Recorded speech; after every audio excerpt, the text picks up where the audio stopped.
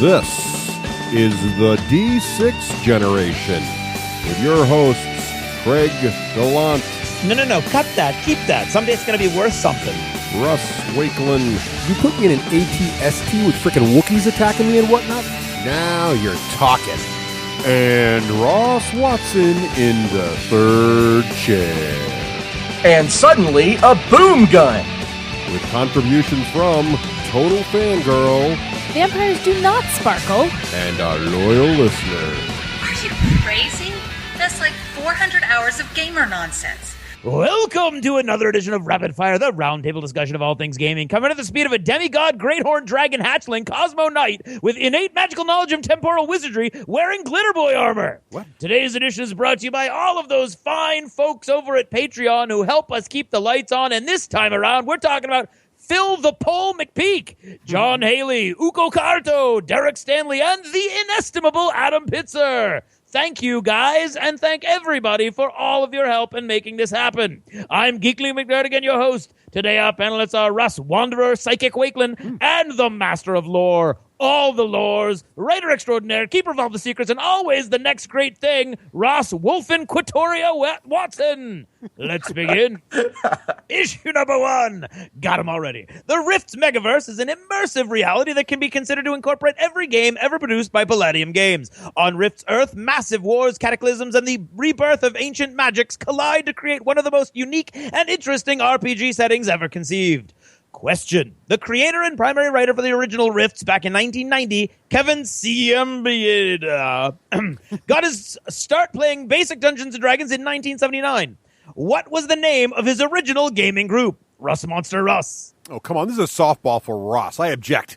I think not. You're wrong. Remoras Ross. The Roughnecks. Wrong! Softball. None to be seen here today, my friends. Wayne Street Weregamers. I would have accepted Weregamers, too, or Wayne Street, or anything you wouldn't have said either. Issue number 2. Unless one has been living under a rock this past month and more, one must be keenly aware of the constant comparisons being bandied about between Warner Brothers' DC's Batman vs. Superman and Disney's Marvel's Captain America Civil War. Things have gotten heated, things have gotten dragged out, and the entire topic at this point has been covered ad nauseum. So who would still want to talk about it? Question. In psychiatry, there is a condition that is marked by bouts lasting hours or even days of intense nausea and vomiting, accompanied by overwhelming anxiety and depression. This condition is often referred to with the initialism CVS. What does CVS stand for? Marcus Rachley Ross. Convulsing systematically. Juan Jose Ross. Cardiovascular syndrome. Cyclic vomiting syndrome. Oh, I was close. When you make yourself sick.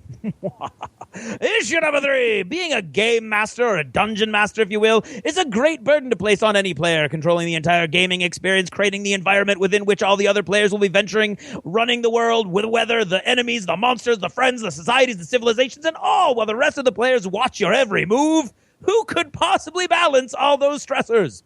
Question. The term balance traces its origins back to Old Latin. The word is derived from 2 Latin words meaning what? Magno capite Russ. Teeter and totter. Fabulo dominar Ross. Forwards and backwards.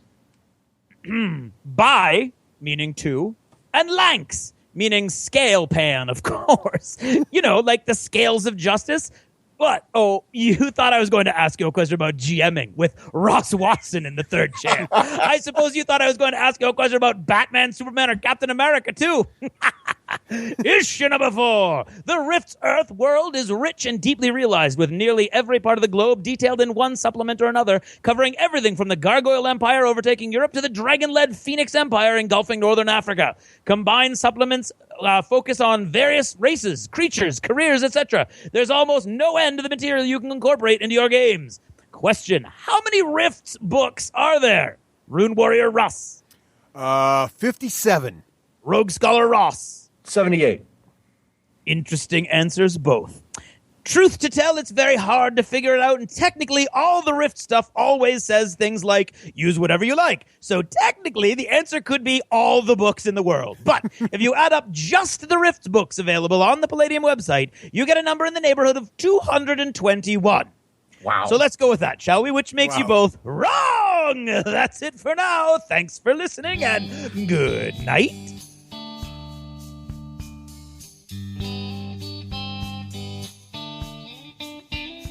This episode of the D6 Generation is brought to you by Battle Foam, protecting your army so you don't have to. And the War Store, bringing the war to your door since 1999, and that is for a decade or more.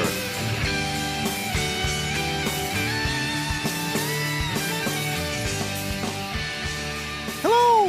Hello. Hello. Hey, Oh, he hit a high note. that was pretty good. And welcome to episode 191 Getting up there. Getting up there. of the D6 Generation. I'm Russ Wakeland. I'm Craig Gallant. And I'm Ross Glitterboy Watson. Hey, Glitter Ross. boy. Welcome back to the show, Ross. Always a pleasure to have you on the show here. Thank you, guys. It's wonderful to be back. And longtime listeners will know Ross is a veteran of the third chair. He is indeed one of the first third chairs. Indeed, and one of the most recurring. And Ross, of course, is the lore master extraordinaire from a variety of RPGs and universes, including one of our favorites from Games Workshop. And now Ross is working on his latest project, Savage Rifts, is just about to hit the streets, right? Ooh, wait. This just occurred to me. I need to ask this. Ross, Yeah. master of the 40K universe as you are, what if you were what if you had dedicated that much of your brain space to the Warhammer world and what had just happened to it had happened to it? Well, how would you feel? How would that make you feel if they did that to the 40K universe? Because I'm just curious. Wow. I don't know. That would be a huge change. I mean, you're talking about a hypothetical here that would pretty much spin my entire world around. So that's a really good question. I don't know. It just because I know your brain is so full of ridiculousness that I could never ask or I should say, Geekly McNerdigan could never ask a question in rapid fire about 40K that you didn't know the answer to. And I remember your very first time on the show, you were just blowing us away with Tau trivia. and I can imagine the time and effort and love and dedication that goes into that. And there are people out there that were that way with the Warhammer Fantasy, and I can The old world. Yeah. right. the old world, the gone world. No, it was called the old world. No, That's I know, but now it's not. Now it's really old, and now it's recycled. The It Age of just Sigmar. So exactly, yeah. So anyway, that was I just realized that, my God, that must have really, really, really messed some people up. Like that guy who burnt his Dark Elf army on YouTube. That was it sounds like an awesome topic for a podcast sometime. Yeah, I think that I could just- be another. We should have Ross back, Craig. We didn't even think about that one. We should, because that's great. that's Okay, a good anyway, but that's neither here nor there today. So we won't be talking about what happens if they. But we will be talking with Ross about his latest project, right, Ross? Savage Rifts, which very excited to dig in. A lot of buzz, and very important IP you've got there. You got your mitts on there, Ross. Yeah, Thank you. And so we'll talk with Ross about chat. What? Ross, who's Yes, Ross? chat with Ross about that. Ross Rotson? Yeah. Ross Rotson. Also, He works for Scotland Yard, I think. I think that's correct. Ross Rotson. He's a sidekick. Also, since Ross is a veteran dungeon master, long time standing, we thought also it'd be great to talk a little more about have a little DM workshop here and talk about creating the tactical narrative. It would be a waste of an opportunity not to. It would. I still use pretty much everything Ross is. Ross has completely changed the way I GM. Yeah, exactly. So Wow, thank you. In fact, I parent based on a lot of what Ross is talking about for GMing. So that ought to tell, good or bad, that ought to tell you something. Oh my God. right. And thus, when he ends up in prison, Ross, I'm coming for you. Okay. Yes. Fair enough. It's excellent. Actually, we'll talk more about that later. It's awesome. So, but first, before we get to all that fun stuff, and we need to, because I can't wait. Yeah. Craig, we recently caught up with Ross, in Dunkin' Donuts, as we sometimes do with our third chair guests. It's weird. It's like a Eddie in the space-time continuum takes us all to It Dunkin'. is. And Ross, do you remember what we talked about in Dunkin' Donuts? Yeah, as a matter of fact, we were talking about the Civil War Marvel movie and the Batman versus Superman movie. It was really kind of talking about all of the superhero movies that have been coming out of the last few months. Yeah, exactly. Sort of a roundup, sort of a springtime roundup. Sort of a spring 2016. Which ones did we like? Which ones did we not like? And kind of, And then it devolved into 20 minutes of talking about the BVSV so CW. there were spoilers, chock full of spoilers. So if you haven't seen those films, X-Men Apocalypse. Yeah. Wait, watch the Deadpool. movies first, then go watch it. But then listen to the show because it's kind of a spoiler-filled geek fest. Imagine you're sitting around Dunkin' Donuts with your friends, chatting about how good or not so good these movies were. You can hear Or what we better think. yet, imagine you're at Dunkin' Donuts with your family, and the next table over is a bunch of obnoxious geeks screaming. That's what it's like. Because that's Exactly. more like what it's like. Yes, exactly like that. Hey, Russ. Yes. What's the best way to get the Lost Chapters nowadays? Well, the absolute best and easiest way is to go over to the D6generation.com. On the right-hand side there, you will see a little link that has the Patreon logo. Click on that and become a patron of the D6 Generation and pledge your support at $2 or more per episode, and that will unlock access to the entire back catalog of the Lost Chapters and get you easy access going forward as well. It's kind of like Netflix. You get new episodes as well as the entire back catalog of Lost Chapters the day you sign up. It's fantastic. And we're not going to pull the good stuff the day after you sign up. No, it's all there. Yeah. So, and of course, they've got an app now, so you can do it all from your phone and listen to it from your phone and all kinds of cool stuff. You could indeed. So, Craig, what's the time now for?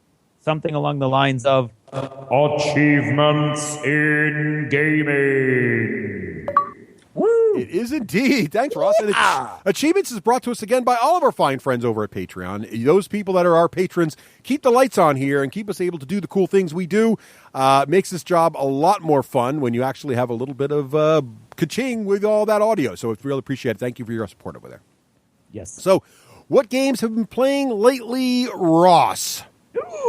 I've actually been playing quite a few different games lately. I mean, obviously Savage Worlds because I've been working on Savage Rifts. I've got my D&D 5th edition game that we play quite a bit of.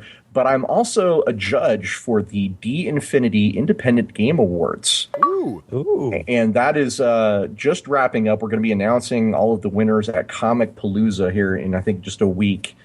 And so I was playing a lot of really interesting board games and card games and RPGs through that sort of to get an idea of what they were like.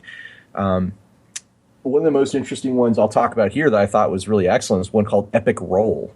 I don't know if you guys have heard of it, but it's this beautiful little game for up to 3 players that is so simple and so tightly designed. It's just a masterpiece in my opinion. Not Really only have well we done. heard about it, we've played it. Really? Okay. Yeah, So what did they you sent think of us. it? They sent us a copy. It's great. My son loves it. Okay, so you see what He you know always- what I mean, though. Yep, absolutely. And we've been playing. I think this is a game I mentioned last time I was on the show. The Captain is Dead, which is one of our favorite party games. Basically, to get everybody around the table for barbecue and board games, which we do here in Colorado. And we whipped that out and played some of that, which was really fun. Shadow over Westminster.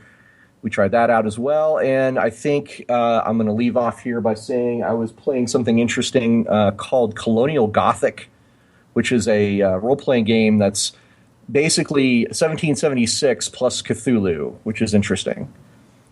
Wow, that sounds pretty neat. Combo.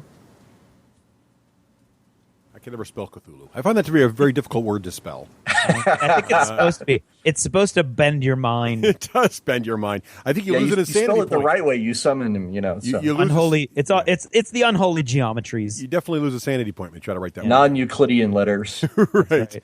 That's awesome, Ross. So you got a little RPG action in there. And, I want to ask you, what would you consider your go-to RPG right now tomorrow? If someone said, I feel like playing an RPG, what would you pull out?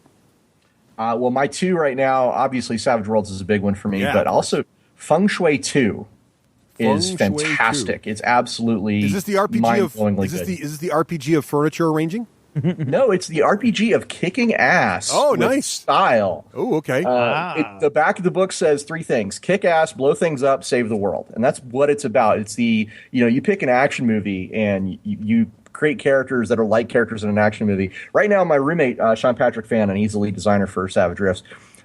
For fun, we've been kind of messing around with the Feng Shui 2 game that he's created where we're all people. It's like the League of Extraordinary Gentlemen of the 1980s and 90s action movie genres. Nice. Okay. So Crocodile Dundee is right next to John Steed from the Avengers, and I'm playing Sho'nuff from The Last Dragon, and it's just awesome. Oh, cool. That's very cool. I don't know if you guys ever saw The Last Dragon, but yes. That sounds Okay. great. That sounds like a lot of fun. I got to check that. I like those wacky RPGs. You just kind of go over the top and have a lot of fun. That's cool. yeah, they're super fun. Yeah, very cool. Craig, how about yourself, sir? What have you been playing? I did take a Tuesday off to go see a movie, so my gaming has not been that elaborate, but I have played Arena Rex some more with the guys, and finally got all of my guys painted up, like I said in the last episode. and all my Legio Tridic, can't say it ever. 13th Legion, and I need more guys because I keep having people over, and this time Russ couldn't make it, but his brother and Joe came over, so it was the same sort of scenario. And I've got 6 guys, so it's a lot of 2-on-2-on-2.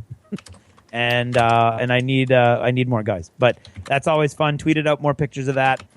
Played another game of Guild Ball, this time with Brian Ahern, our friend from around here, these parts.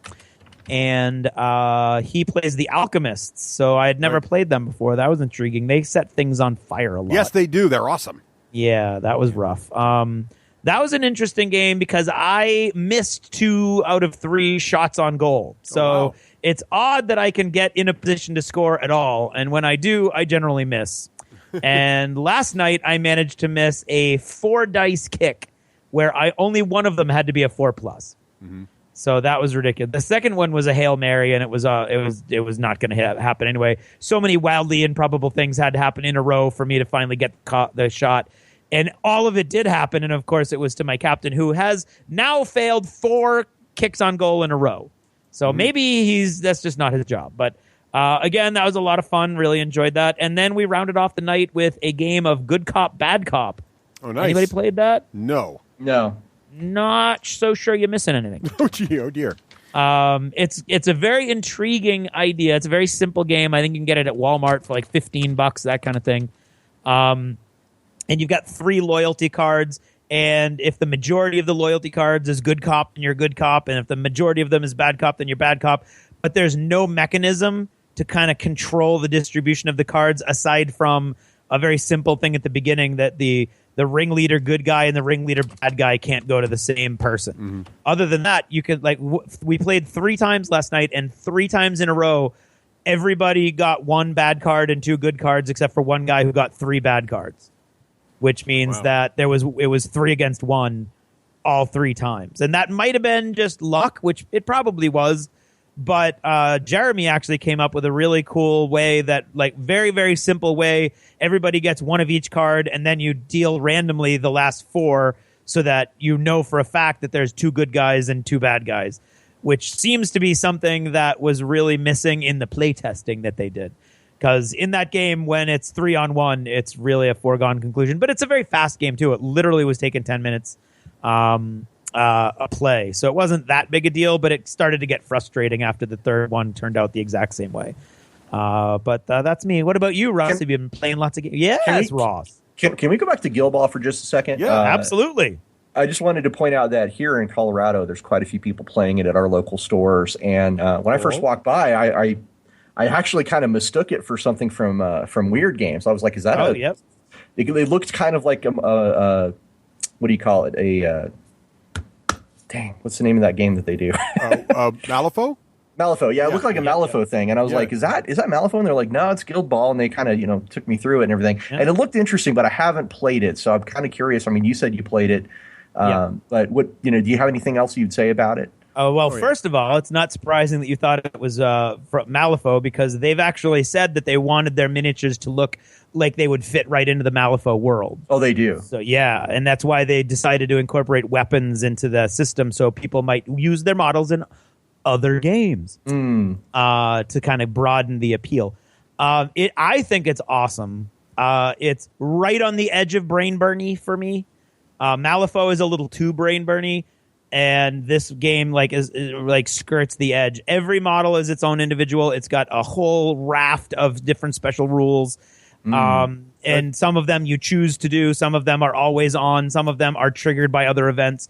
So I myself am constant. I don't play enough to have memorized all my cards, or definitely my opponent's cards. But at the same time, in this game, it's 6-on-6. That a team is 6.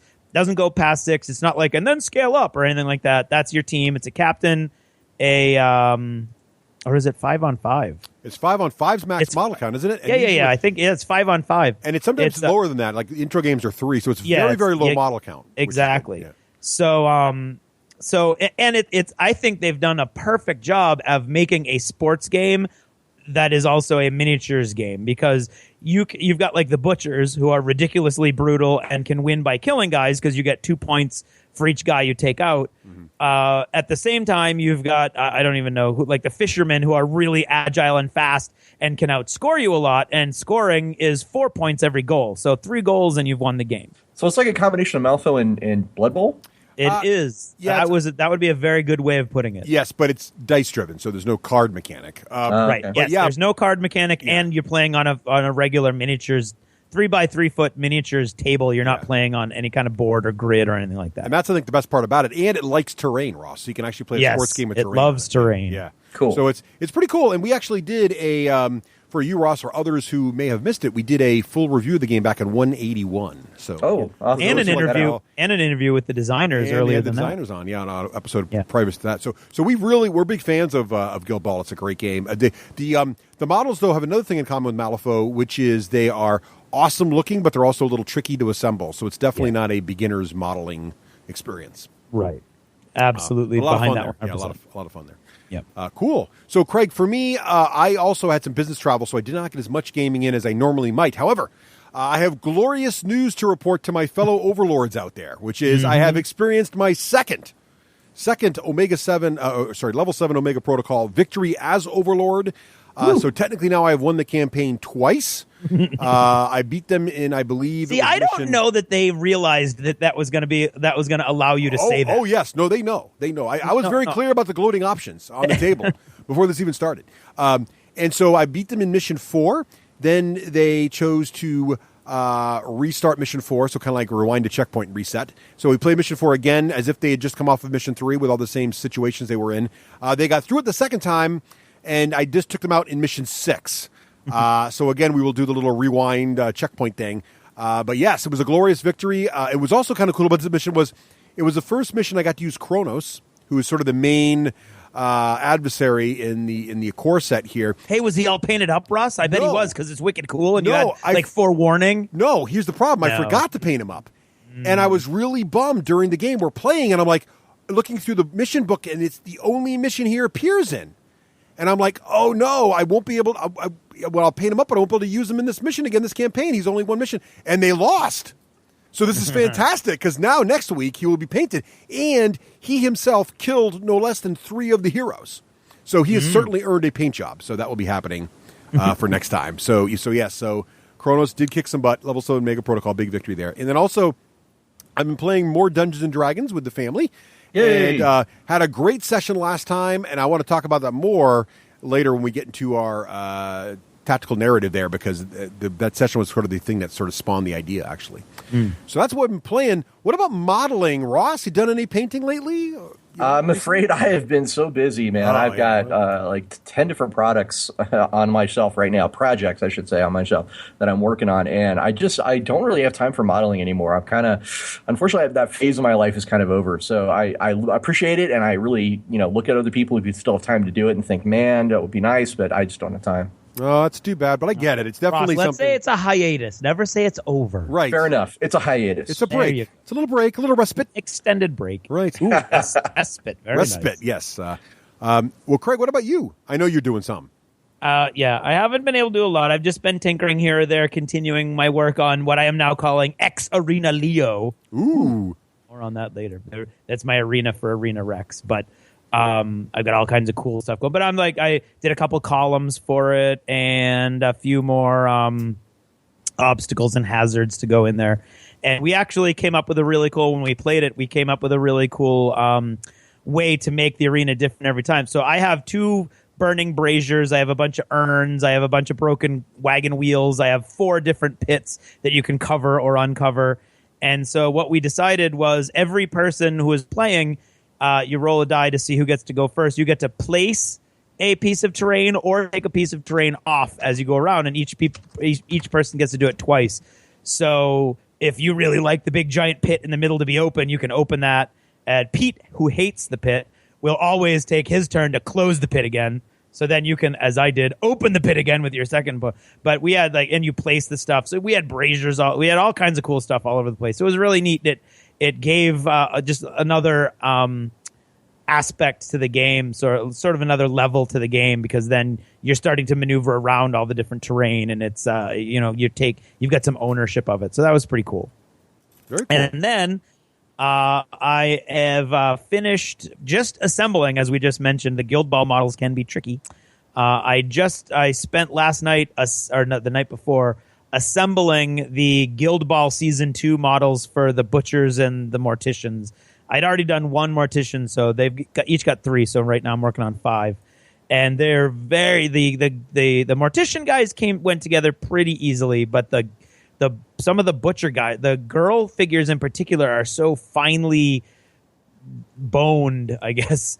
It's crazy trying to get. There's never enough metal to pin it. There's just not enough there, so you're using green stuff and you're using super glue, and it was really tricky. I mean, it's very, very rare that 5 models will take me a whole night to put together, but I barely got them all put together before it was bedtime. So that's all I've been able to manage to do. Right. Russ, I noticed that you have cards on your modeling. Well, okay, so this is a stretch, granted. But so what's happened is, as many of you may know, War Machine Mark III is, by the time you hear this, on the brink of release. So it's actually releasing at Lock and Load, which is happening soon, this month in June here. And then it'll be available generally, available digitally or that weekend, and then generally soon after. And some of the Mark III cards have leaked and are traversing around the internets, which has been fun to look at. And not that I have anything that shouldn't be had. I'm just saying if I had seen one. And they're giving us some insight into sort of models. The rules aren't so radically different that you can't understand the cards. There's some cool concepts that have changed, but the big thing is some of the models, they do this when they do the reboots of the rule sets, is they find the models that are maybe a little bit on the edge of power and tone them down a tad, and they also find those models that no one ever uses because they're not quite good enough, and give them a little extra oomph, right? And so I was finding some of those models that aren't there, and I found a couple models that I bought long ago but never painted, and I'm taking a look through the cards and finding, ooh, this could be worth bringing out again.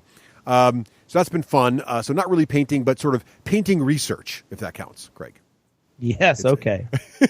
All right. I'll just give you that. Okay, fair enough. What about other stuff? What about books, movies, TV shows? Ross, what do you got going on in those areas? Well, I have got a lot of stuff going on. I think I'm going to start with video games. Fair enough. Always a good topic. I want to start with actually the game that I wrote, which is Battlefleet Gothic Armada. Yeah. I've been playing quite a bit of that because it dropped just a couple of months ago. It is so fun. That is, Ross, that game came out so great. And in no small part, thanks to all the great lore. I mean, the feeling of being immersed in the Battlefleet Gothic universe it just drips out of the monitor. Well, thank you. I had a lot of fun working on it. And playing the game is just so freaking fun, man. I was a huge Battlefleet Gothic nut, for the board game. So me too, yeah. Now, Ross, what form did your work for that game take? All of the dialogue in the game is... That's crazy! You're writing scripts for video games, like amazing video games that are like internationally recognized? That's crazy. So that one's been a lot of fun. A game I did not work on, but I've really enjoyed is Baldur's Gate Siege of Dragonspear. I've been playing the heck out of that. Nice. Pretty much any role-playing game on the computer is something I'm going to be interested in, and the Baldur's Gate series is just one of my favorites. A classic. Yeah.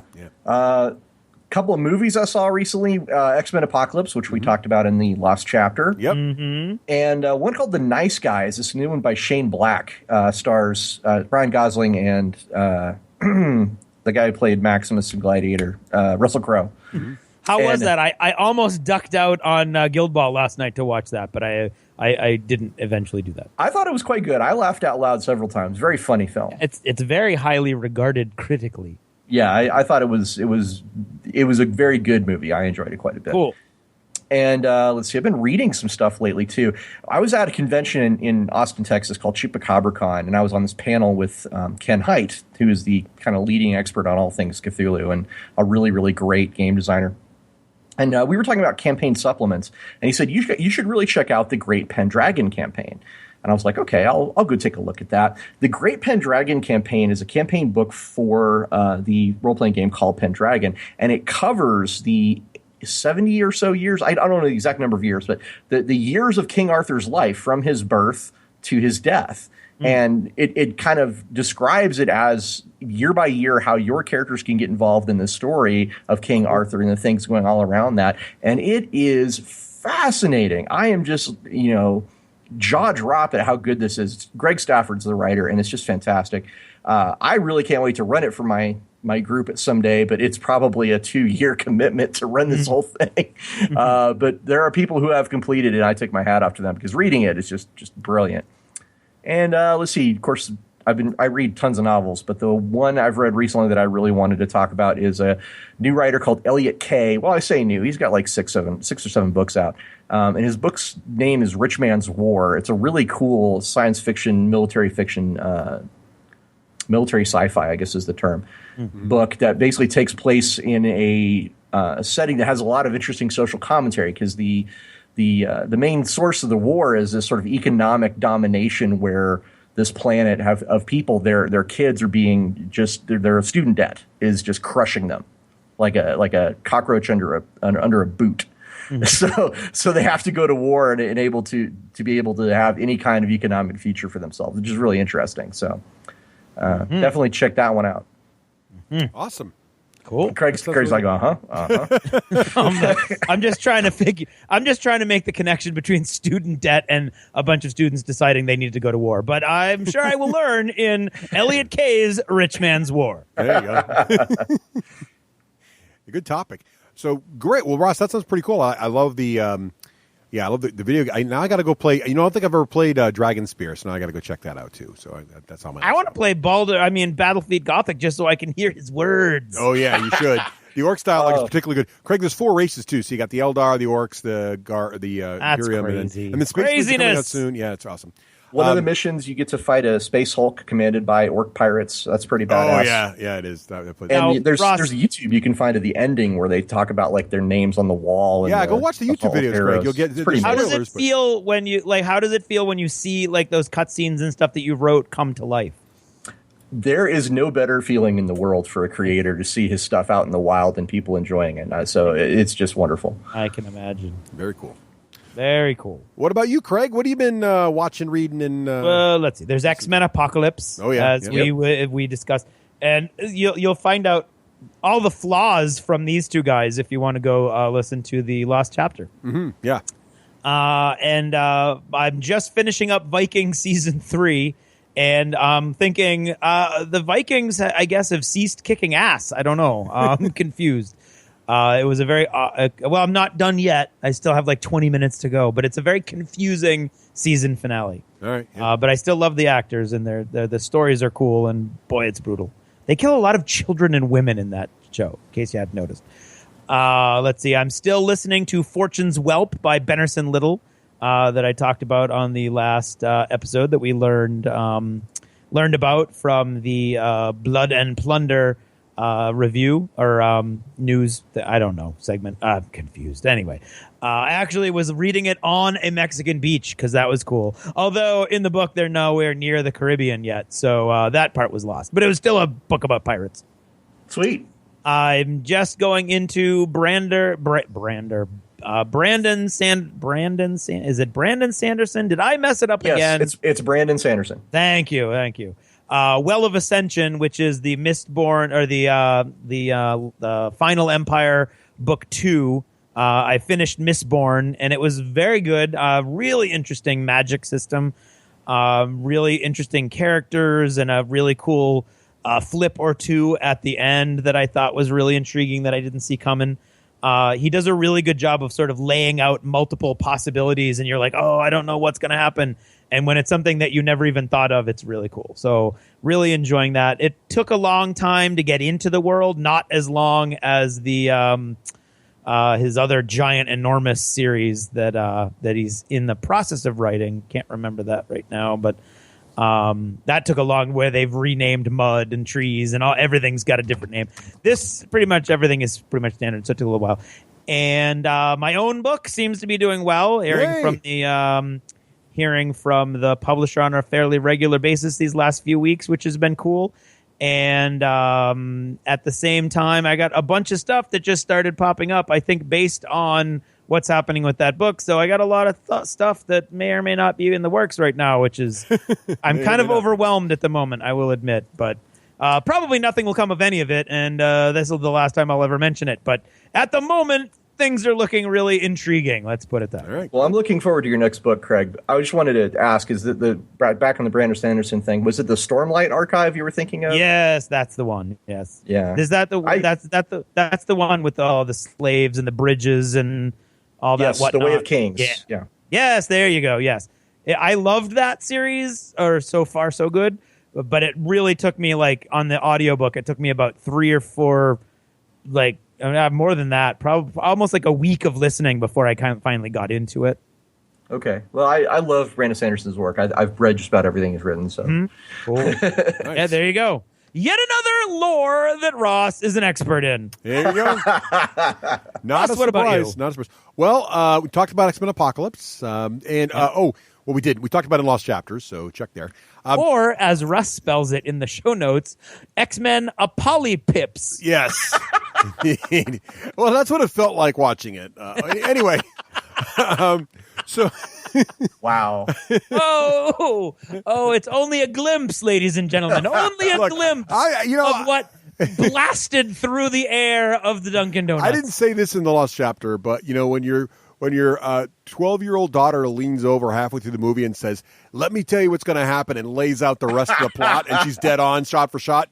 But anyway, saw that. Then I've been reading through the Iron Druid Chronicles, and I've gotten to a tricky bit.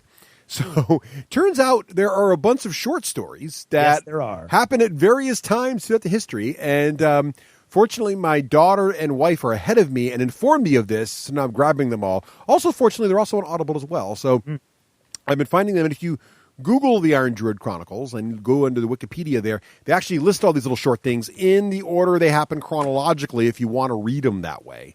A lot of them are fun. You don't have to read them chronologically, by the way. So I read the first one, which takes place before the first book, which I had read out of order, but still fun. And because it's really irrelevant that it's before the first book. And I really enjoyed the Test of Metal short story, which was Granue's short story that takes place, I don't want to spoil anything, but takes place, it's the first story that's told not from the main character's perspective, which was neat. So still enjoying those books a lot. So really like those. Let's see, what else? I've been meaning to try those out. I would highly recommend them. They're not deep. They're sort of like it's the Dresden Files with the Druid essentially, but because it's modern times Druid, but it works really well. And what it does differently than Dresden is it really goes into the whole pantheon of gods thing. So really, the premise in this world is that all the gods are real because if enough humans get together and imagine anything to be real, they come to life if they worship enough, right? So every god, every worship, depending on how many people still follow them, are running around, and as well as other magics. And so the druids running into these things from time to time and dealing with them, and it's pretty interesting the way they do it, the way things are portrayed. It's really pretty clever. So I enjoy it. Playing a lot of Overwatch still. My girls and I are both pretty addicted to this game. I've talked about it in app of the app there. I'm also teetering, I don't know, something on the edge with the game Mirror's Edge. So Mirror's Edge has just come out. I have not purchased it yet. I kind of want to, but I kind of can't tell if it's going to be good or not. So I'm trying to figure that out. If anybody's got it and enjoying it, email me, let me know. I can't decide. Did pull the trigger on Total War Warhammer and really enjoying that. Ross, you played that one yet? No, but I want to. So my God.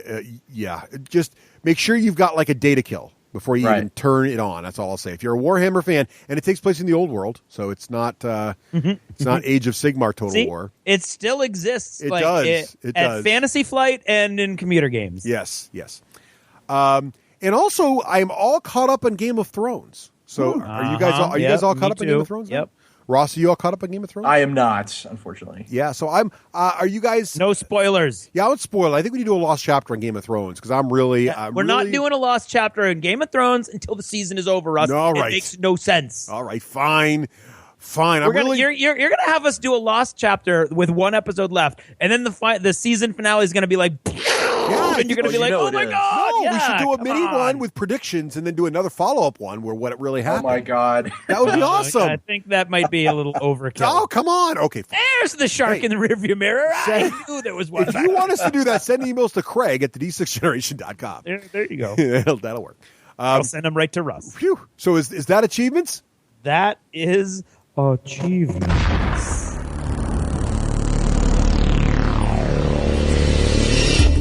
In a world where board gaming was king, in a time when Kickstarter ruled the web, when every day brought more and more games, now, more than ever, two men, and a revolving third chair, and a girl, a total fangirl, brought a shining light into the darkness so that all mankind would know what to buy.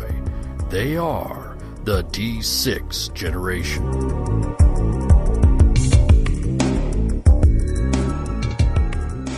Yeehaw! Yeah, that sound means it's time to talk about our friends over at WildWestExodus.com. Wild West Exodus, as you all know, we've talked about on the show from time to time, periodically here, the greatest game of Western alternate history. Where you throw in a little crazy sci-fi, you throw in there some magic, you throw in there some awesome cyborg goodness, glowy eyes, just Evil creatures from beyond the netherworld. the look and feel of this game, Craig, is so unique and so awesome. And I mean, it gets more unique as you start looking at like the Holy Order comes in, and then you've got all the aliens coming They're in. like 1, 2, 3, 4, 5, 6, 7, 8, 9, 10, 11 factions counting the mercs. That is a lot of peoples.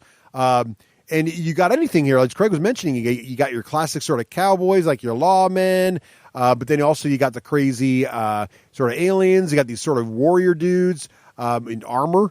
And then, of course, you got your Native American sort of tribes going on here. It's just everything you can you imagine got about the two Old West. different groups there. You got the Warrior Nation and then the Dark Nation. And don't be fooled thinking this is just a small-scale skirmish game. You can have lots of big armies and vehicles of all sizes running around the battlefield as well. Yeah.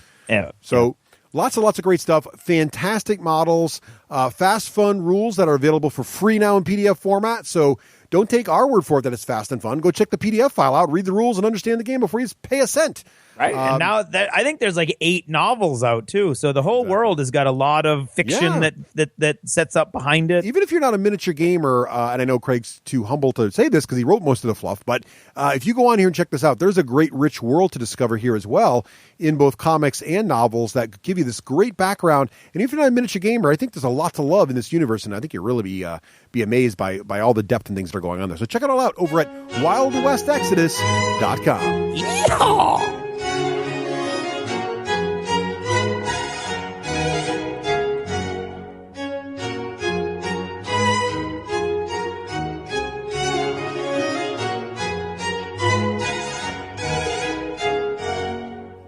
And now, in an attempt to bring a small amount of dignity and decorum to this otherwise base form of entertainment, and I use the term loosely, I am proud to present... Oh, get on with it. It's time for App of the Ep. Seriously, Wakeland, I used to have my own segment, and now I'm relegating to announcing this pap. Hey, you're lucky we still use you. Hey, and welcome back to another App of the Ep. This time around, it's a miniature wargaming app. I am all excited about War Room 2, the latest incarnation of War Room from our friends at Privateer Press. Now, as many of you know who are interested in the wonderful world of War Machine and Hordes, Mark III has just hit the streets. Digital copies of the rulebooks are floating around. If you were lucky enough to go to Lock and Load, either in Europe or on the left coast here in the United States, you will have gotten hard copies of all the rules. Those are hitting the streets later this month. But digital versions, free full digital versions of both the Prime and Primal books for War Machine and Hordes are out, as well as the brand new War Room 2 app here. And what's pretty exciting about the new War Room 2 app is that it not only does it introduce updated cards for all the factions with updated rules for all those cards to match Mark III, and there is quite a few rules changes. But more importantly, they've actually taken a lot of the feedback from War Room users and made it better. So it's in addition to new data, there's also a whole new experience. And I have to say that the War Room app for the original Mark II really did make playing War Machine and Hordes for me and my daughter and casual play a lot more fun. I know there were some challenges in the tournament scene, but I'd love the fact that I can just pick it up, have the latest rules for my models, play, track damage, not find the cards, not drop the cards on the floor, not have problems marking the cards and finding the dry erase marker and smudging, all that stuff just gone, and it just works. There were some nuances to it, though, and they've really fixed a lot of them in War Room 2. One of them is that now it's much faster and easier user interface. It's easier to find what you want to do and just do what you want to do, which is nice. Another thing I really like is how the cards pop up. So you have that quick list of your army, and you can always tap the image of the soldier there or the unit or the warcaster or the warjack and see the card. But now the card pops up instantly. There's no load time, and it's very easy to tap back and get back to the sort of high-level list of your stuff. It's also faster and easier to track damage. They did more work there as well. But some other really cool features, too, here. There always was list building, right? But list building was kind of pretty light in War Room. In War Room 2, they really added a lot of cool stuff. So you can now manage your collection of models. So you can tell War Room what models you own, but not only which models you own, but which models you've painted, which is pretty fun. So if you want to have a quick game like Rafe and I sometimes do, and we might say, okay, we're playing next week, but the rule is you must play with only painted models. No problem. With 2 taps now in War Room, you can be building an army list, and it shows only options from models you own that are painted, for example, which is really pretty slick. It also gives you that extra feeling of accomplishment when you finish painting a new model. You get to go into War Room and check it off and say, yep, it's ready for battle, which is just, I don't know, it's silly, but I enjoy that kind of stuff. What's also really nice, in addition to tracking what you own, tracking what you've painted, going to war now, which is what they call the battle mode, is actually a little easier, which I really like. So before, you could play online, and basically if you and your friend both had an account, and you started a battle, I could find, for example, Rose's battle, my daughter, and I could see her army on my phone. She could see my army on her phone. We could review the cards while we're waiting for our opponent to take the turn, maybe look up a special rule. But more importantly, we can see the damage you've done to each model and unit, which is nice too, so I can tell how many boxes are left on, how many spots are left in our life spiral on one of our war beasts, and see how many boxes are left on one of my warjacks, for example, which was always great. But you never had the ability to play a single game on a single device. So Rose had to have her own device, and she had to have her own account, and she had to buy her own set of cards. But now what's nice is in War Room 2, you can actually run a battle with 2 different armies on the same phone or tablet. And by the way, this runs on iOS or Android. So what's great about that now is I can create 2 different armies. I can create Rose's army on my phone, and I can create my own army on my phone. And then I can go ahead and start a battle and pick local. Now, the online mode still works, so I can still connect to the internet. She can connect to the internet, and we can play and look at each other's armies. But if we want to share a single device for whatever reason, and this works great with a tablet, by the way, the interface on the iPad is nice. It's horizontal, and it gives you more room to look at the cards and everything at the same time. And so running 2 armies on that at the same time is much easier. You can kind of set it in the middle of the table. Both players can see it easily. But what's really nice about this is now you can start a battle locally. You can add all the armies right to the battle on the same device, and then you can all scroll through. One person can be recording the damage of the person attacks. If you need to look up a rule, it's right there. It's not quite as convenient as having 2 separate devices, because I can be looking up rules and stuff while Rose is plotting her actions and things. But it is very handy for those of you who maybe only have one device. Maybe you're playing with a person who doesn't have a phone. Maybe you're playing with someone who doesn't own War Room or whatever. It's a very easy way to do it. So really much more accessible. Also some pretty slick stuff in here. Themes are now first-class citizens there. Themes aren't actually, themes are coming. They're described in the new rulebook. They're clearly part of building an army list in the new War Room 2, but they're not present in the core rules, so you have to wait for new army books and things for themes to relaunch. So they're not out yet, but you can see how themes are going to be part of this, and there were some issues, especially in competitive play, around enforcing theme lists and that stuff, and getting those rules out there. Those are gone. The rule lookups are as good as ever. There are a couple bugs. One of them is normally when you tap icons on the card, you can immediately see the rules about those icons. Right now, you get sort of a text entry screen that asks you to rename something, which is clearly a bug. But other than that, it actually works pretty well. Damage records really well. It's very usable right now out of the box. One thing some folks won't be excited about is you do have to repurchase your cards. So the way the original War Room worked was that you could buy any quote-unquote deck, any faction cards, one set of faction cards for, I think it was $6 a faction, or $7, can't remember the exact price, or for around 70 bucks, you could buy all the cards. So basically have everything. And so now with the new edition, you do have to rebuy the cards.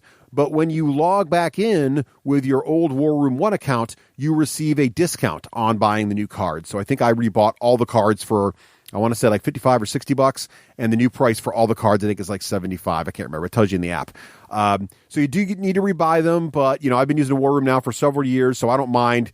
With the new edition, I have to rebuy cards anyway, and I kind of like owning all of them. And I think the digital ease of use far outweighs the cost per rebuying the cards. But again, you can buy just one faction for under $10, so it's not too expensive. And remember, if you're playing someone else who owns their faction cards, you can then see their cards on your app. So you really don't need to own more than your own faction. But of course, nutters like me will want to own them all.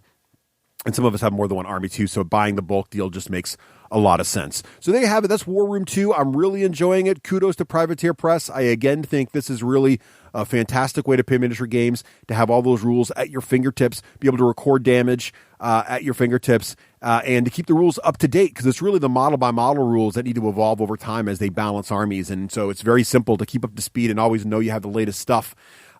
Also in here too, they've got league rules, steamroller rules for building lists. So it's going to allow them to build special rules for certain events, and hopefully War Room will have that right in there, built right in it as well. So really liking War Room 2 from Privateer Press on iOS and Android. Thank you for listening to another scintillating edition of App of the App, a segment in which, Hey, less of that. More just getting on with the show. seriously, Wakeland, you are like school in summer. No class.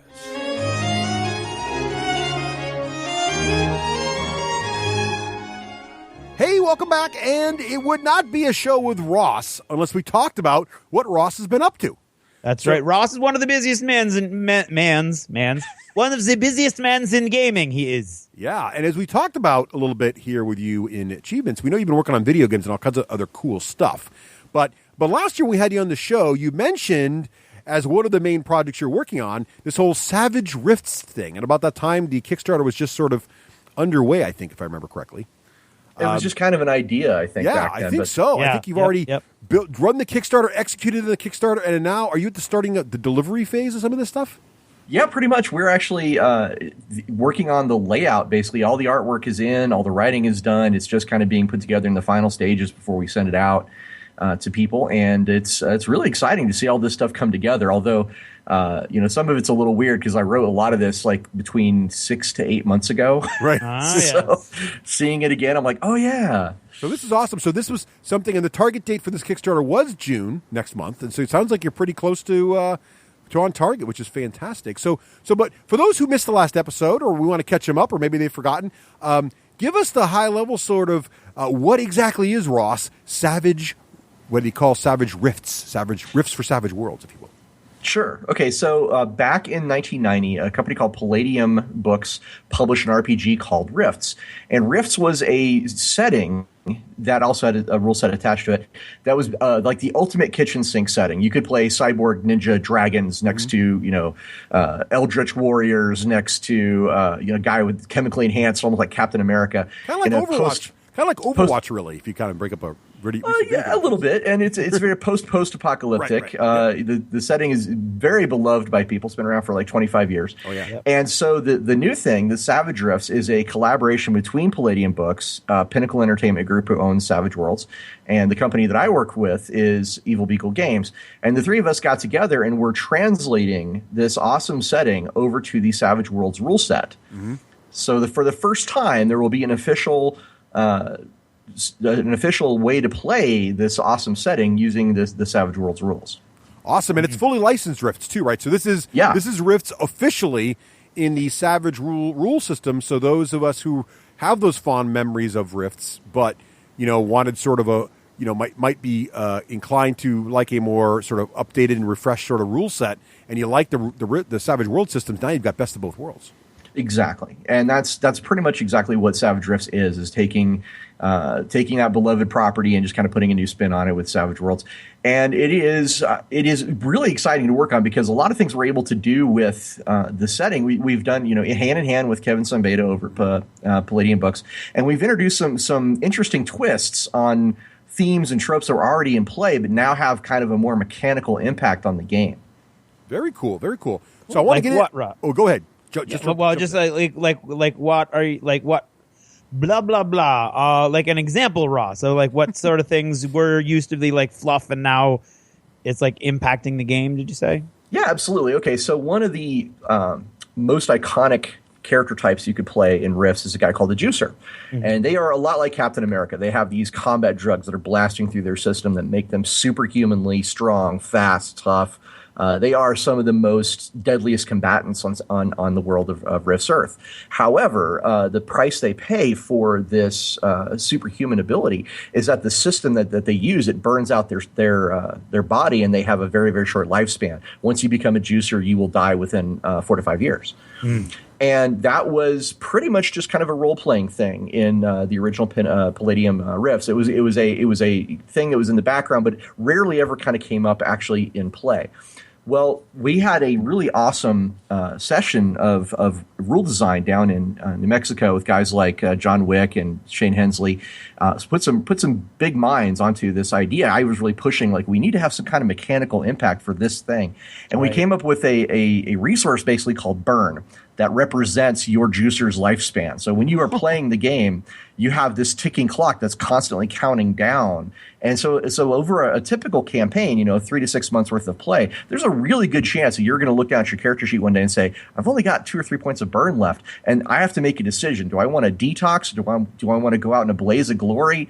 And there's even more insidious things we worked in there, because burn is actually a resource you can spend to do even more awesome things. It just means you're burning out faster. That's awesome. That sounds awesome. So the mortality aspect of the juicer now has a mechanical representation in game that puts it front and center. We really, really like that. Almost every Rift fan I've talked to really likes that. And that's one example. We've done other things as well, but I wanted to highlight that one. Very cool. That's very cool. That sounds really awesome. So I want to get more of that in a little bit, but I want to ask you a little bit. First of all, when you started this, and you decided to go the Kickstarter route, tell us a little bit about the decision, because I'm always curious. Seems like a lot of folks are having either big success or not as successful as they hoped with Kickstarter. What were some of your worries going in, and how did you guys prepare to make sure this is going to be successful? Well, this has been a really interesting year for RPG Kickstarters. Did you guys see the 7th Sea one? Yes. Yeah.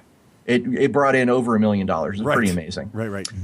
So this year had 7th Sea, and I was involved in a couple of the Kickstarters, like for Accursed, the World of Morden, and for Strike Force, the new Strike Force book. So this was actually my 3rd Kickstarter of the year. Wow, he's a busy man. Yeah. Well, to be very clear, Pinnacle Entertainment Group is the guys who are running the Kickstarter. We were just kind of helping promote it. But I think one thing that we were all very excited to see was the response to the Kickstarter. We ended up with over 4,000 backers, which is a really amazing. That's awesome. Number for an RPG in this industry right now. We got $438,000 out of it, so it was a pretty big success. In fact, it was 4 times as big as any previous Kickstarter ever done for Pinnacle. Wow. So there was a lot of. I think we were definitely very surprised, and there was some scrambling behind the scenes to kind of make sure that we were able to support and continue that momentum. Where I don't think any of us really expected quite the response that we got, which I guess we should have. Looking back on hindsight being 20/20, but it was very exciting to see it happen while it was going on, and there was an awful lot of work. I mean, I think like every day, Patrick Fannin, who's the lead designer of Savage Rifts, and myself, I'm the developer. The two of us were just like going crazy every day, watching that number climb, and there were new stretch goals to announce, and new content previews, because we were throwing out designer diaries and all this stuff. So it was really amazing. We like to say it's like having a gorilla on your back, shouting, "You're not doing enough." So nice. Now, Ross, how much of the how much of the stretch goals and everything, like how much of that is laid out ahead of time? I know people are interested in this kind of thing, and how much of it becomes sort of fluid and you start adjusting as the campaign goes, or is it all sort of you've got it all mapped out and it's on rails as you unleash it? Well, I mean, you could probably ask this question also to John Wick with his 7th Sea success, but I think there's a point at which you're planning. At which the momentum exceeds the planning, right? Because we planned a certain amount of stretch goals. We planned for a certain a certain level of success. And beyond that, we had some kind of vague ideas about what we would do, but there was no guarantee that that was actually going to happen. And I think if you asked John, his answer would be very similar to mine as well. I planned up to a certain point, and after that, I was kind of winging it. Now, again, the Pinnacle guys did a great job running this Kickstarter. I don't want to slam them at all. They did a great job. But definitely, I think none of us really expected to see it get quite so high. So there was some there were some very so there were some important phone calls that needed to be made on Skype where we got together and we're like, okay, so now what, right? We've exceeded 120,000 on the first day. What do we do? So yeah, there was definitely some scrambling to catch up. Very cool. So the Kickstarter went really well. I think it's great because the goal was 8,000. You guys, the thing hits almost, getting 400,000 and writing get good momentum towards 500,000. And you're like, holy crud. So how did you guys sort of decide? But you knew going in what you wanted to basically build, and you were very excited about the idea of Rifts meets Savage World. What, Ross? I know we talked a little about this last time, but what really got you excited about bringing the Rifts mechanics into Savage World? Did you immediately have some ideas about what made them such a good match? Well, yes, because I think this awesome setting that is Rifts, it is so. I mean, really, the only word I can use to describe it is gonzo. Right, it's just so over the top with some of the things that happens. Like one of the core iconic characters you can play is basically a walking tank with like the biggest gun on the planet. Okay, right, and you can play like the most deadliest ninja ever if you play a juicer, things like that. So you are already kind of over the top in the way you approach this game. So I was looking at ways to address that gonzo-ness and bring across all of the really cool themes and tropes that are Rifts and do it in the framework of the fast, fun, and furious system that is Savage Worlds. Mm-hmm. So we were interested in building basically new edges and hindrances, which are the ways that your character mechanically interfaces with the game and the role-playing cues that your character sheet has to kind of get you into the world. And we created these things called the hero's journey, which is kind of like a life path, if you guys are familiar with how life paths work, or the origin path from Rogue Trader, that kind of gave you an idea of where you've been before. And it was also a balancing factor so that you could have a really powerful guy like the Glitter Boy, which is the dude driving the tank power armor, right next to a wilderness scout who may not have quite as much raw power, but he had a lot more experience and a lot more things that he'd done in the world because he wasn't always walking around as a giant tank. Mm-hmm. So we were excited about bringing that stuff in and kind of putting a twist on the typical Rifts experience, because Savage Worlds is such a different paradigm, and it allows us to, I think, go in some more interesting directions as far as the action of the scene and the kind of story that your character gets to tell. Very cool. Very cool. So what kind of things were you guys able to add in, did the Kickstarter make possible in terms of, I know you were scrambling to add things, but even in general, like what did the Kickstarter really make you able to deliver this in a way you just wouldn't have been possible under the old model? Yeah, absolutely. One of the things that we unlocked as a stretch goal was at $300,000, we unlocked an enlargement, an engorgement, if you will, of the player's guide from its 96 pages to a much larger size, which allowed us to pack in a lot more races, a lot more gear and power armor and guns and options for your characters and things like that. It just basically the backers got more content for the same price, which is pretty amazing. We packed in some more adventures, which I pretty much wrote. I think I wrote 3 out of the 4 adventers as one thing. And we got to introduce this pretty awesome collector's case, which I was really looking forward to doing. This is probably the first time. I don't know if it is the first time, but it's certainly the first time I've seen it for Pinnacle to do this really cool like slip case that encompasses all the books in one place. It's a collector's case, which is pretty sweet. And it actually stacks all the bennies and the maps and the dice and stuff in there too. So I'm actually looking forward to getting my copy. Oh, very cool. That is awesome. It looks really cool. It's nice. So you got a lot of bling, like the case and some cool dice, but you also sort of sounds like what might have been a later expansion kind of got built in right to the core rulebook. Yeah, you get more bling for your ka-ching. Right. And we got to expand the player's guide. This is kind of something we started out, like when you're a game designer, you start out a lot of times with like, I want all of the things in one book. And then somebody like me, the project manager, comes along. Like, this is where my role kind of comes into play. And I say, Sean, we can't put all of the things in one book. We only have 96 pages. We have to start, figuring out what is essential for that player's guide and put it, and what we can fit into 96 pages. And so the expansion of the player's guide allowed us to put back in a lot of things that we had originally kind of ruled out based on the size of the book.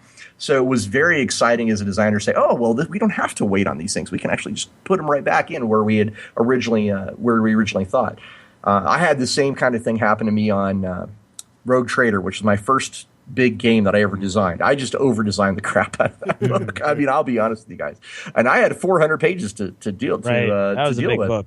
Right. Yeah, well, the thing was, everything that we had to cut from Rogue Trader ended up in Into the Storm, which was the big player's guide, if you will, for Rogue Trader. But it's like me being able to go back and take the things out of Into the Storm and put them back into the core book of Rogue Trader. So to me, that's what is exciting about that expansion of the player's guide, is it allows us to kind of share with you more of our on high vision of, if we had no limits, this is what we would do.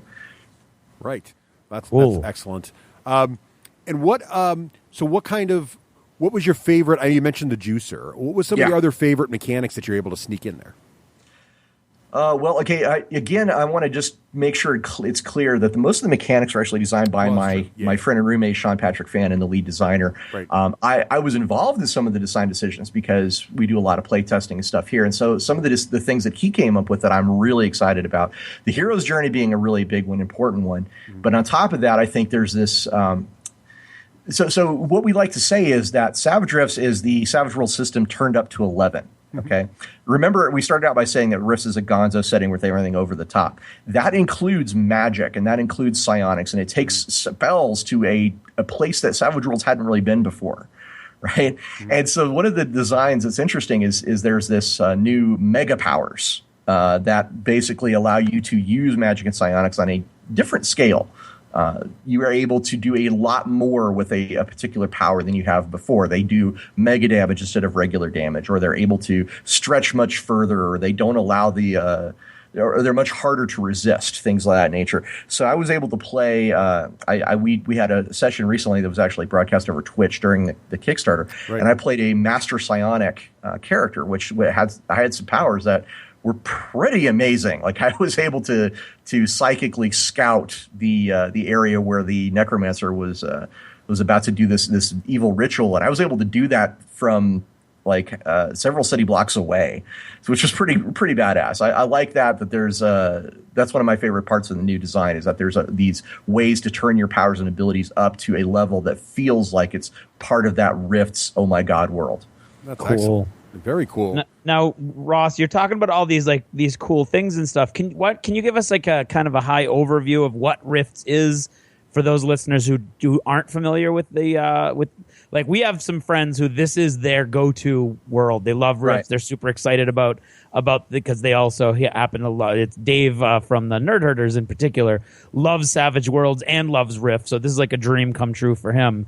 But for those that aren't familiar with Rifts, like you're talking about kitchen sinks and psionics and dragons and juicers, can you give us a kind of a broad idea of what that world, how do all of those things fit in one coherent worldview? Sure. And I want to say I really like the Nerd Herder guys. We need to hang out more often because they're really cool. But the way I would describe Rifts to you is, okay, pretend it's 100 years in the future. Or mankind has entered a golden age. We have peace for decades. We have created all kinds of nanotechnology and robots and explored space and building these amazing pieces of technology, and we're uplifting animals and all kinds of crazy stuff. But then that utopia starts to break down. Skirmishes break out. They start using all that kick-ass technology to build war machines, and it culminates in a massive nuclear exchange of weapons that devastates the world. Now, the worst part about this nuclear exchange is that it unleashes something that we had not yet understood about our world.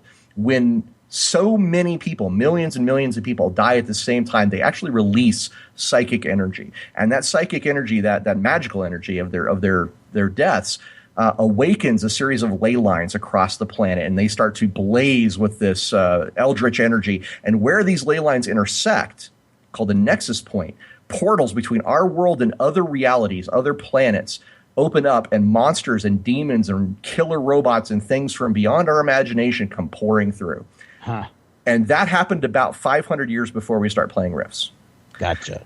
So there was this long, dark period on Earth where just mankind was nearly extinct, and all these monsters were running rampant, and then the world we know has become a wilderness. And then about 100 years before the game starts, civilization starts to reemerge. We start to have nations that are come back together where there's a human-dominated nation called the Coalition that starts using technology to rebuild and what's the word I'm looking for here? They try to reclaim much of North America, okay? And there's also a place called the Federation of Magic, because now that magic's been unleashed, people are able to use it. So there's a Federation of Magic that's out in Kentucky, and they are also they're also grabbing power and territory and things like that. So there's also little settlements of people and creatures that have come through these rifts called dimensional beings, or DBs. So sometimes humans and other alien creatures like elves and ogres, or strange cactus men, they're all living together in these tiny little settlements scattered across the wilderness. And they're caught in the middle as these large forces start to conflict with each other for dominance of North America. And that's where Rifts comes in. Where you have these rare artifacts of the Golden Age, like crazy rogue AIs and robot factories. You have magic and people who are using magic to summon demons and necromancers, raising armies of the undead. You also have this giant fascist dictator state called the Coalition that is trying to claim power with their robots and legions of guys in power armor. So you have tons and tons of different things that are all coming together. Psionics that are part of human evolution, and highly advanced technology, and the ability to create juicers and cyborgs and all that kind of stuff, plus magic. It's just this giant kitchen sink setting that's really compelling because it has some great conflicts. It has some really interesting characters, and it puts you right in the middle of the action right from the start. Awesome. That sounds cool. It's very cool. And it's really cool, too. If people want to know more about a lot of the background and some of the designer diaries, it looks like they're all up over there on the Pinnacle website still. That's true, and you can always go to Palladium Books as well, because they have a lot of information about Rifts there, because they created it 25 years ago. Exactly. So Right. Definitely check those two things out if you want to know more. So that's basically what Rifts is all about, and we have added a new thing to the world of Rifts that's part of the Savage Rift setting. You guys have probably heard me talk about this before. When I talk about designing games or designing worlds for games specifically, one thing I think is really important to have is some context for your characters and for your adventures. It's the reason is who I am, what I'm doing, and why. Mm-hmm. Right. Okay.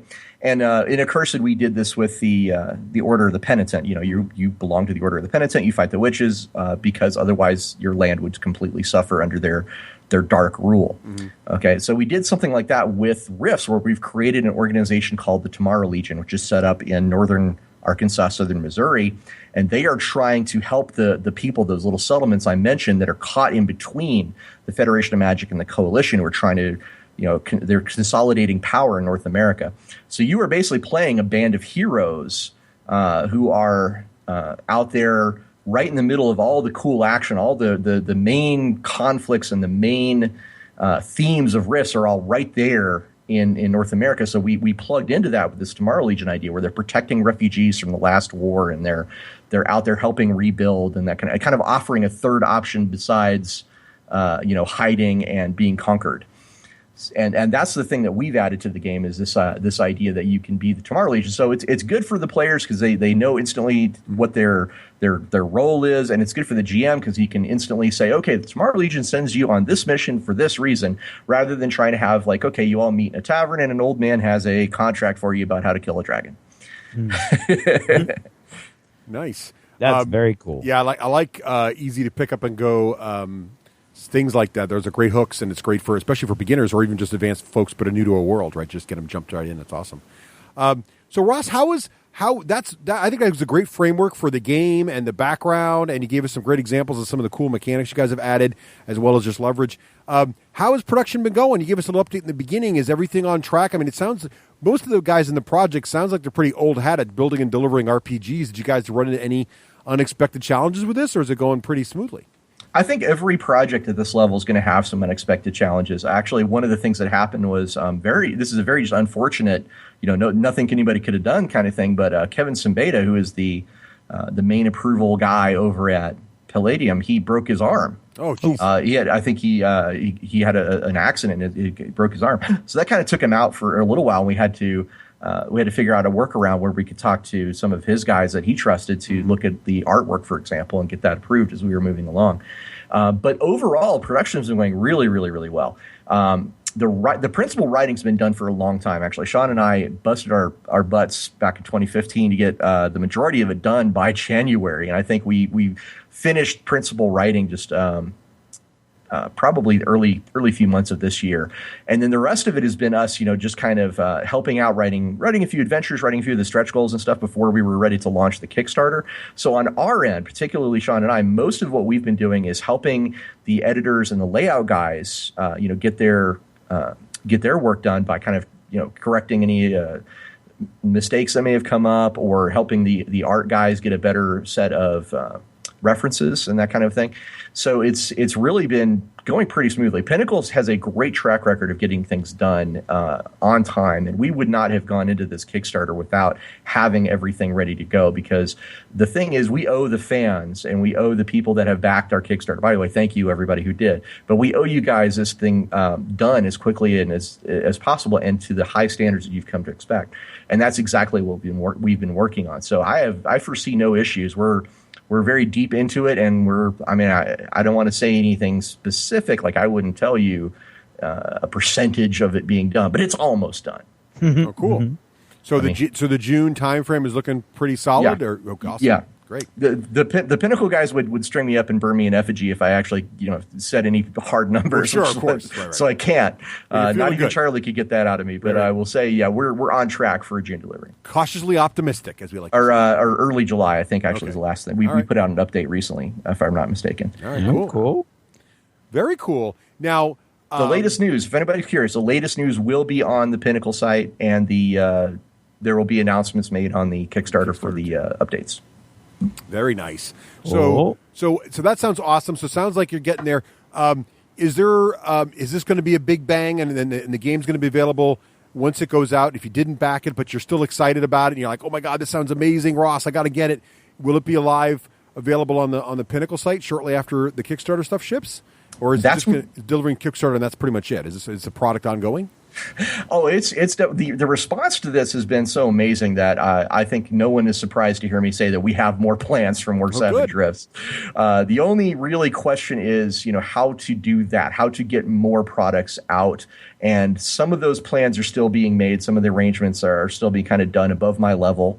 Mm-hmm. But there's definitely going to be more Savage Rifts happening, and we have no plans to stop now because the response has just been so amazing. Can you give us any teasers, or is it too soon to say?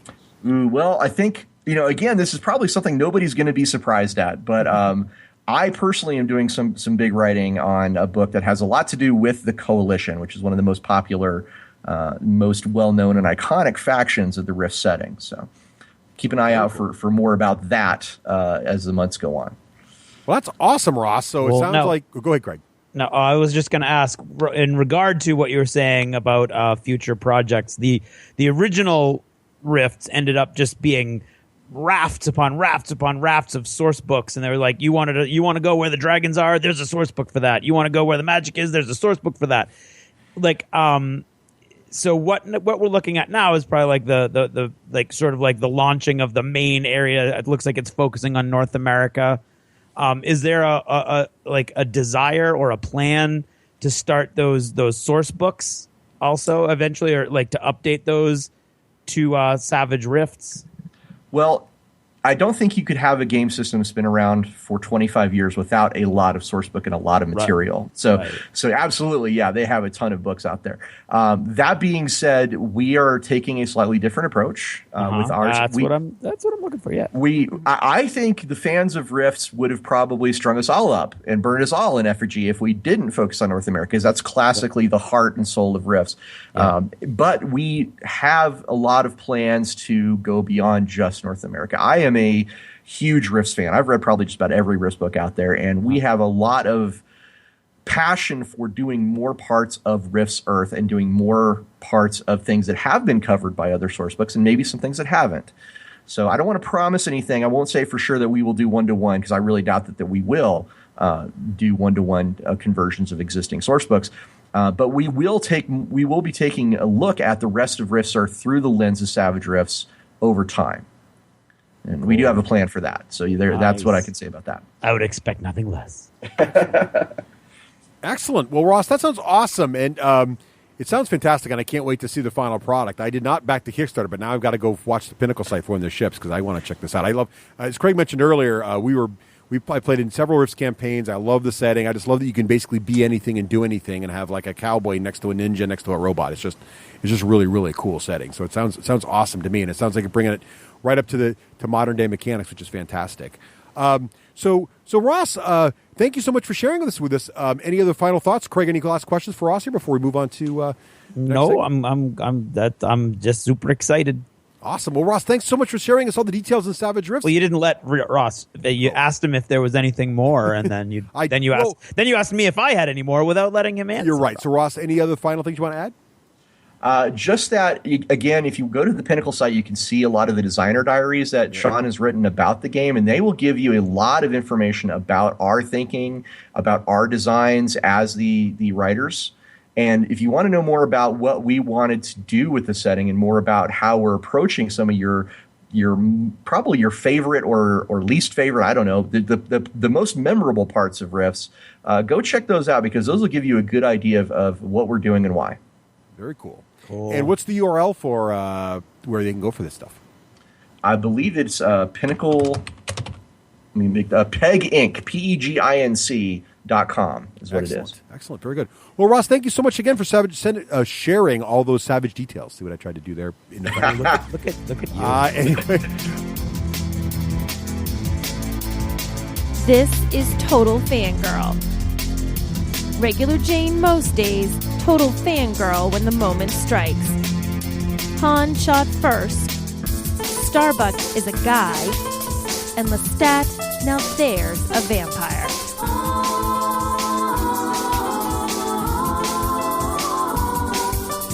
Hey everyone, this is Nicole, your Total Fangirl. You can follow me on Twitter and check out my blog, TotalFangirl.com.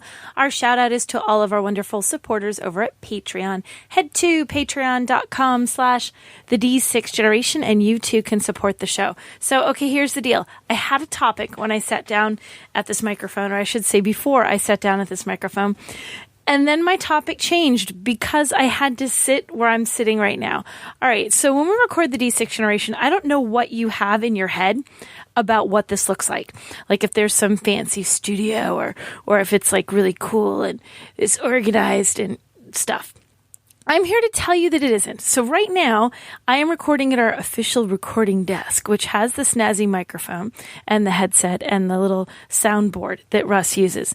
And all I have to do to record my brief segment on the show is take my snazzy Surface, plug it into a dock, turn things on, and record. That's how it's supposed to work. Well, today, when I came over here, there is so much gamer stuff at this table, you guys. I can't even. So I'm going to take this segment to describe what the average D6G recording session actually looks like, because I'm experiencing it now and I don't know how you guys actually get a show every 2 weeks, because how can he even work here? So first I had to remove 6 boxes of games. I don't even know if that's games. It looks like just a box of stuff, several manuals, and something that has a million little yellow tabs in it from this chair so I could actually sit in the chair. But mind you, I'm not fully sitting in the chair, because in front of me on this corner of the desk is a cardboard thing with the Games and Gears Gen Con Collector's Edition brush set and some fancy little white washcloth, several knives, a bunch of paint pots, the empty dried husks of what was once water in the caps of some spray cans, a quick grip thing for holding models together, and I'm going to say 5 models in various states of assembly / painting / repair. This one looks like it was broken and we might just be putting it back together. Yeah, I'm thinking that was a repair job. That's what's on this corner, and it's as close as I can get to the microphone, because if I try to move this white thing, everything that's on here is going to fall over, and it's going to be all my fault. So I am sitting on the edge of the chair, leaning over the thing to reach the microphone, which I have barely balanced so it comes far enough over the giant tray of white stuff so that I can actually record. Now you might think, Nicole, why didn't you just go to the other side of the desk? Because the other side of the desk offers no improvement from my current situation, perched on a chair, hanging over a bunch of half-painted models. On the other side of the desk, there is just enough room for my Surface. Do you know how big a Surface is? It's really tiny. Half of it is still hanging off of the desk because I just barely managed to get it plugged into the dock. There is what looks like a desktop hard drive sitting here. There's the little microphone that little recorder the guys use when they're out on site. There are 4 coasters, because apparently you have to have 4 different drinks when you record the show. There's the case that he puts his phone in when it's waterproof. A pack of tissues, a thank you note. Oh, wait, another hard drive. Wait. Oh, no, this thing looks like a fan. I'm not even certain. Oh, there's like 3 of them. They're everywhere. Then there's something that has directions for how to put together a mod cube. I don't even know what this is. Oh, it's some cool little cube thing, I guess. The mod cube directions, which whoever put this together, I don't know what a mod cube is, but you should have gotten a manicure before you had your hands that close to it. And then, wait, there is a controller that is white and orange that looks like it was made for a midget. I'm thinking this can't be an Xbox controller because it's way too tiny. Perhaps this controls a drone or something that we have in the house. That could be it. I bet it's for a little drone toy that if I dug enough, let's see. No, I might be able to find on this desk. No, but I did find a charging station for the Xbox controller and my favorite pen, Russ. I found my favorite pen. You stole it. And wait, I'm leaning over away from the microphone. Remember, I can't move the microphone without risking. I have coins from so many different places. I have some Canadian change. I have some American change thrown in there for good measure. I have what looks to be, I don't even know what all these coins are from. Oh, there's some what is this? It almost looks like it's German. No, that's a euro. More Canadian coins. Canada, you have kind of cool coins. There is so much junk on this desk. So this is 2 things here. If you think that your desk is not tidy and you're feeling like the D6G runs a really tight ship, I am here to tell you they do not. They fly by the seat of their pants just as much as the next guy. And if you think somehow that Russ puts up all these carefully posed pictures of his models and his painting area, what you can't see out of this shot is the chaos that I am sitting at right now. In fact, I may just have to take a picture of this chaos to prove that I am not exaggerating. In fact, I can't even get my feet completely under the desk because there are more boxes under the desk. So now you've gotten your little behind the scenes description of what it takes to record the D6G. Apparently what it takes is another whole desk because I have no idea how Russ is going to record the rest of the show.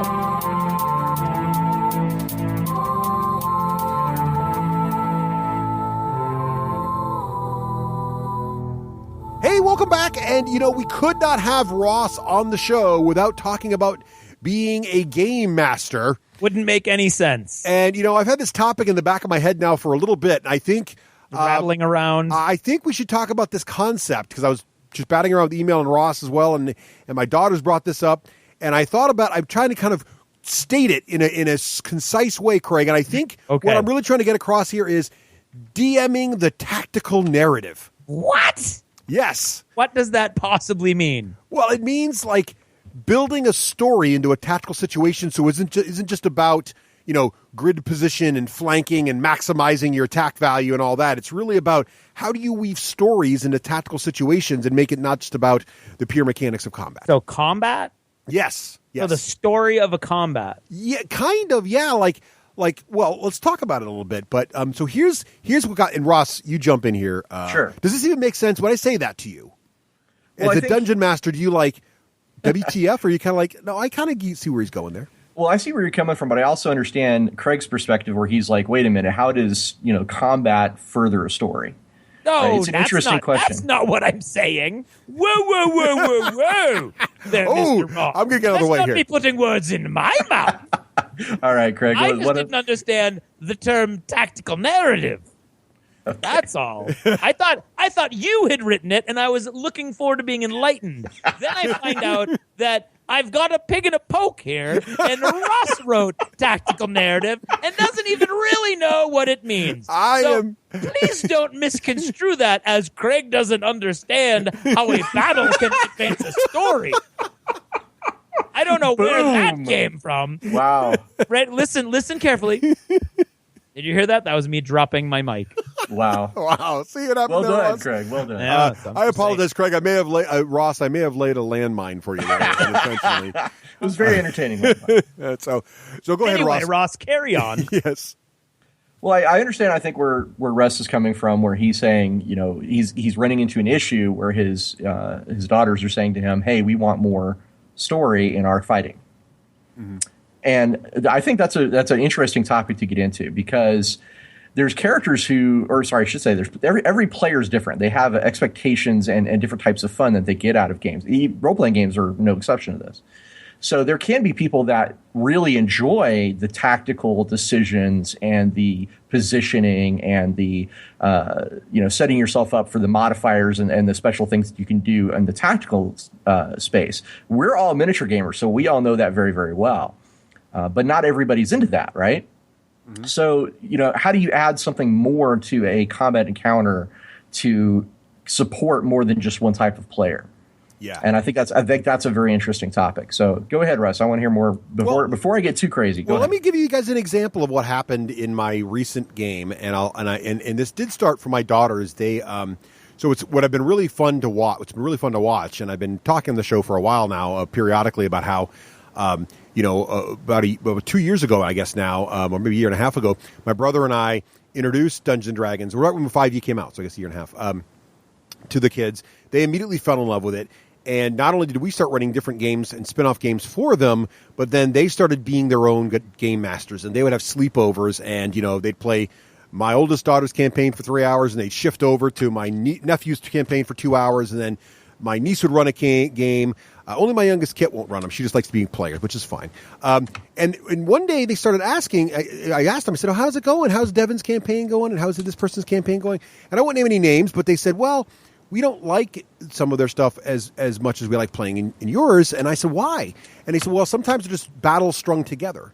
So they don't like that idea of, well, not so they don't like it. It's just that they like to have more story around the battles, but it almost felt to them like there's story and then there's a battle, sort of like the story stops and then a battle happens and then a story starts. And to your point, Ross, what you mentioned earlier is if your character is really more about, sneaking or disguises or bartering or whatever your character's good at, right?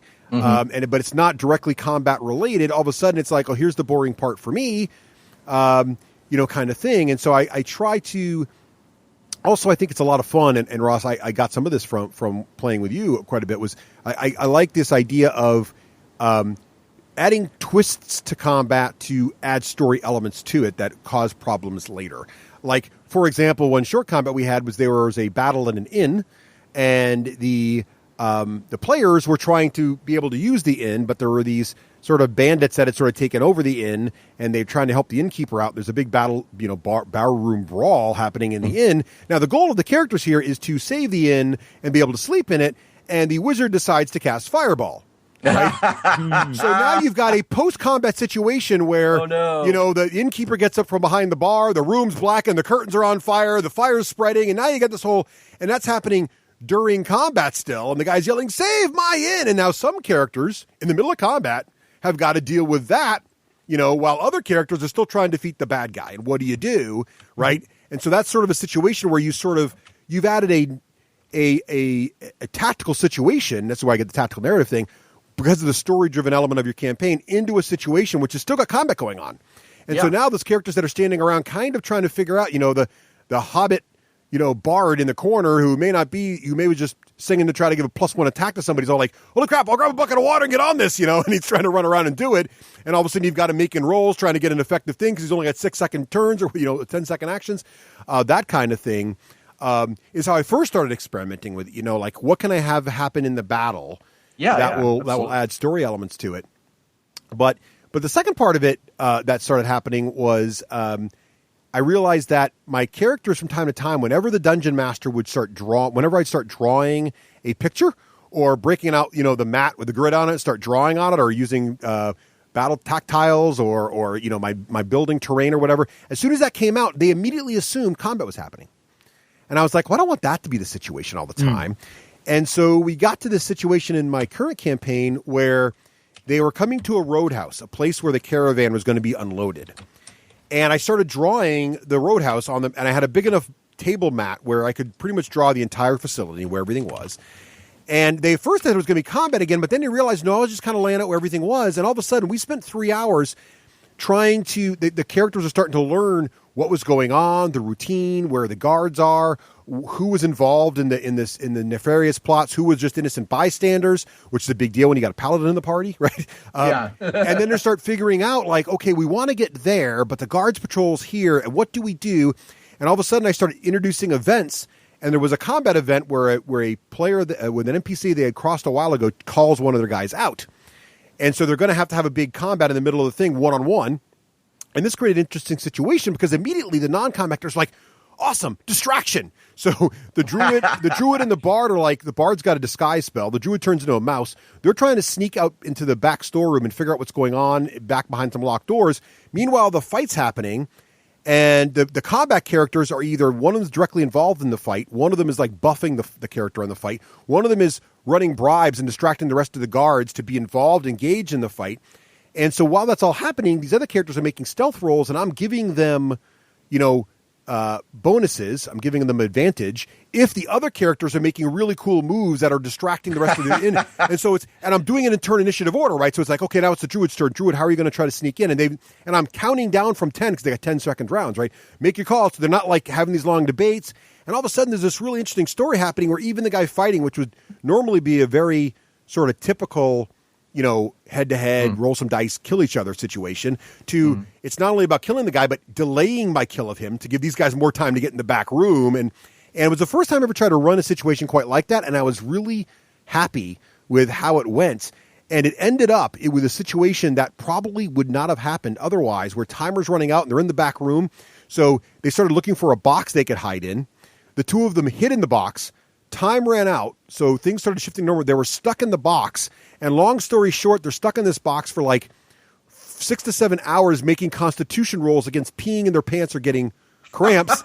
Finally, one of the most creative uses of create food and water I've ever seen occurred, where the tiefling actually did manage to urinate, and at the same time the druid cast create water, but use it to destroy water and destroyed the pee so it wouldn't smell. It's really pretty interesting event. So, but the whole thing was really, really, really a lot of fun. And I think it got me thinking about this situation where I think as Dungeon Master, sometimes it's very tempting for us to just say, okay, there's going to be a fight here, and then that'll reveal this room, and that's how they'll move to the next step.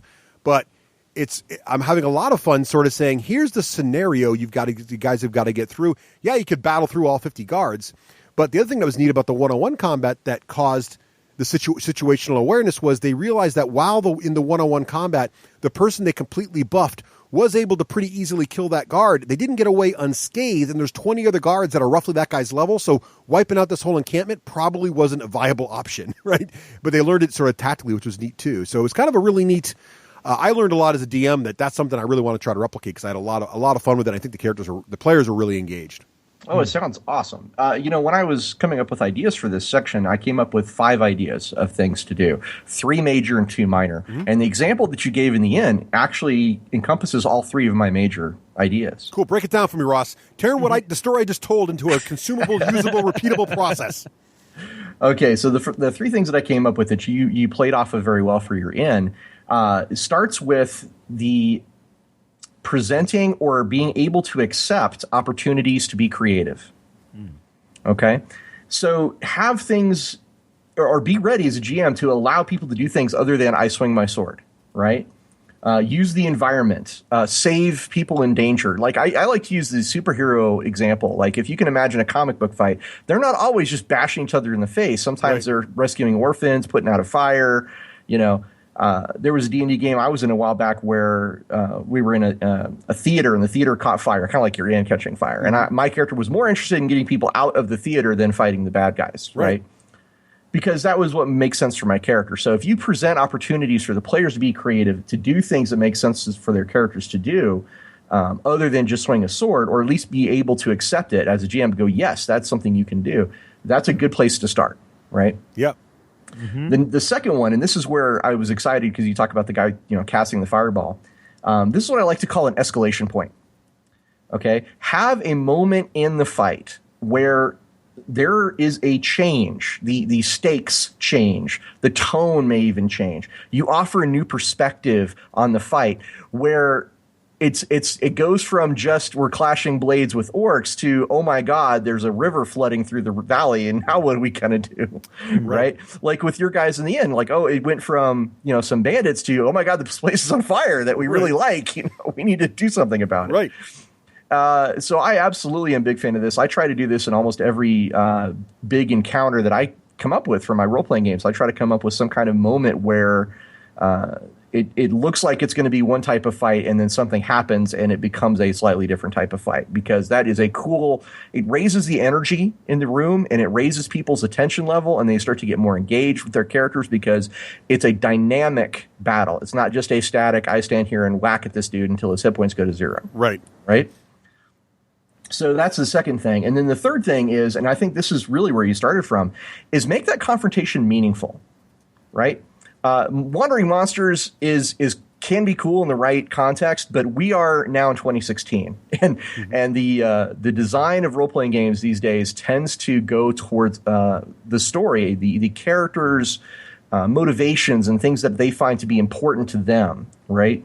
So the fact that they were fighting over an inn that made an impact on them, this is something that they wanted. Right? This wasn't just some place they'd never been in, they'd never seen before that they were fighting over. They were fighting over something meaningful.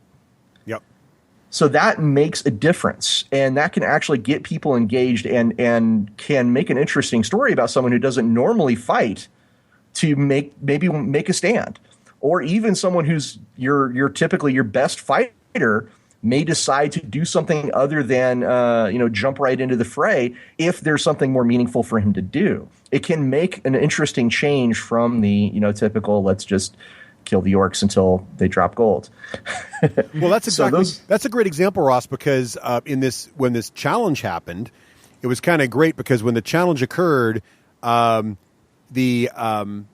was between sort of our female ranger who intentionally dresses sort of in a demeanor that is not super threatening. So they're kind of like feeling like they're bullying her. And the rest of the guards are like, oh, this is going to be not a contest. We're going to take him down. And of course, our wizard kind of talks back and say, want to bet. And so the guards are like, yeah, we'll make a pool. And so it all of a sudden escalated to 200. It was a 200 gold piece bet, which in my world is pretty substantial. Oh, so now there's a real amount of money on the line for this. And the paladin is sitting there, and he realizes he can't really directly participate, but maybe he can help buff the character. And so they're thinking of ways they can do buffs. And so all of a sudden, you've got a paladin who's generally sort of a frontline dude, healer too, and now he's trying to figure out ways he can subtly help the ranger to really own the situation and dominate the situation. And it was great, and it had all the right moments, and we tried to write for those, but it was really you really nailed it. Is trying to get the characters in a situation they're not normally expecting, and have to try to work their way through it. So it's been a lot of fun to see that happen. Well, I don't mean that every fight has to be wacky off the wall, but I'm saying if you want something to be interesting, you should have that opportunity for someone to be creative with their character and do something different if they want to. Well, the other thing you get too from these situations, which I really like, is a lot of times we as DMs all kind of know you kind of want to make sure that there's opportunities for each character to shine at some point. Yes. If not in the session, then at least pretty frequently, right? So, and Spotlight. a lot of times it's hard, right? It's hard to have a situation where a non-combat character and a combat character shine at exactly the same moment. And here was a situation where, and by the way, I didn't necessarily, I knew there'd be this moment where this challenge occurred, was pretty much in the script, But beyond what was going to happen there, I didn't know if it was going to turn into a giant rumble and they'd use it as an excuse to start taking guards out. I didn't know if they'd have, the Ranger's more of a sniper character. Maybe she would have snuck up into the corner and started, killing the guards while they were distracted by the fight. I didn't know how they were going to use the distraction. The fact that they used it as a way for their characters that are good at disguise and sneaking to get into the back room and start figuring out what was going on was totally unexpected. So they're shining with all their stealth skills. Meanwhile, the Ranger's shining because she's in the middle of the fight. The center's on her. Meanwhile, the Paladin's trying to figure out how to buff her and keep his honor while the Wizard's kind of doing his little con game over there. And it really gave everybody a moment in the sun all at the same moment, which I was really pleasantly surprised with. And again, I'm not claiming some super credit here. All I did was set up the moment, and the players all ran with it, which was great. Yeah, a good group can do wonderful things with any particular encounter.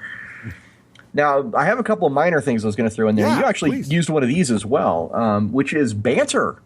People should talk during a fight because that's interesting. It's cool. It helps establish the villain's motivations and beliefs and what they're doing and why they're there. It also kind of offers you, or at least it kind of encourages people to use some of their social skills, or something that other than fighting. I'm going to intimidate this guy. I'm going to distract him. I'm going to lie to him. I'm going to keep his eyes away from that back room where those two guys are sneaking in. If I didn't want to fight, maybe I'd just talk to him. Yeah. But having banter, just having a bad guy say something every so often, it can help you with world building even, because they can say, how they're doing it for the honor of the queen, or they can say how they're doing it because they're getting paid by the Thieves Guild or whatever. It's a way for you as a GM to actually sneak in some more information about what's going on in the world. And it's the Falcon would disagree with you.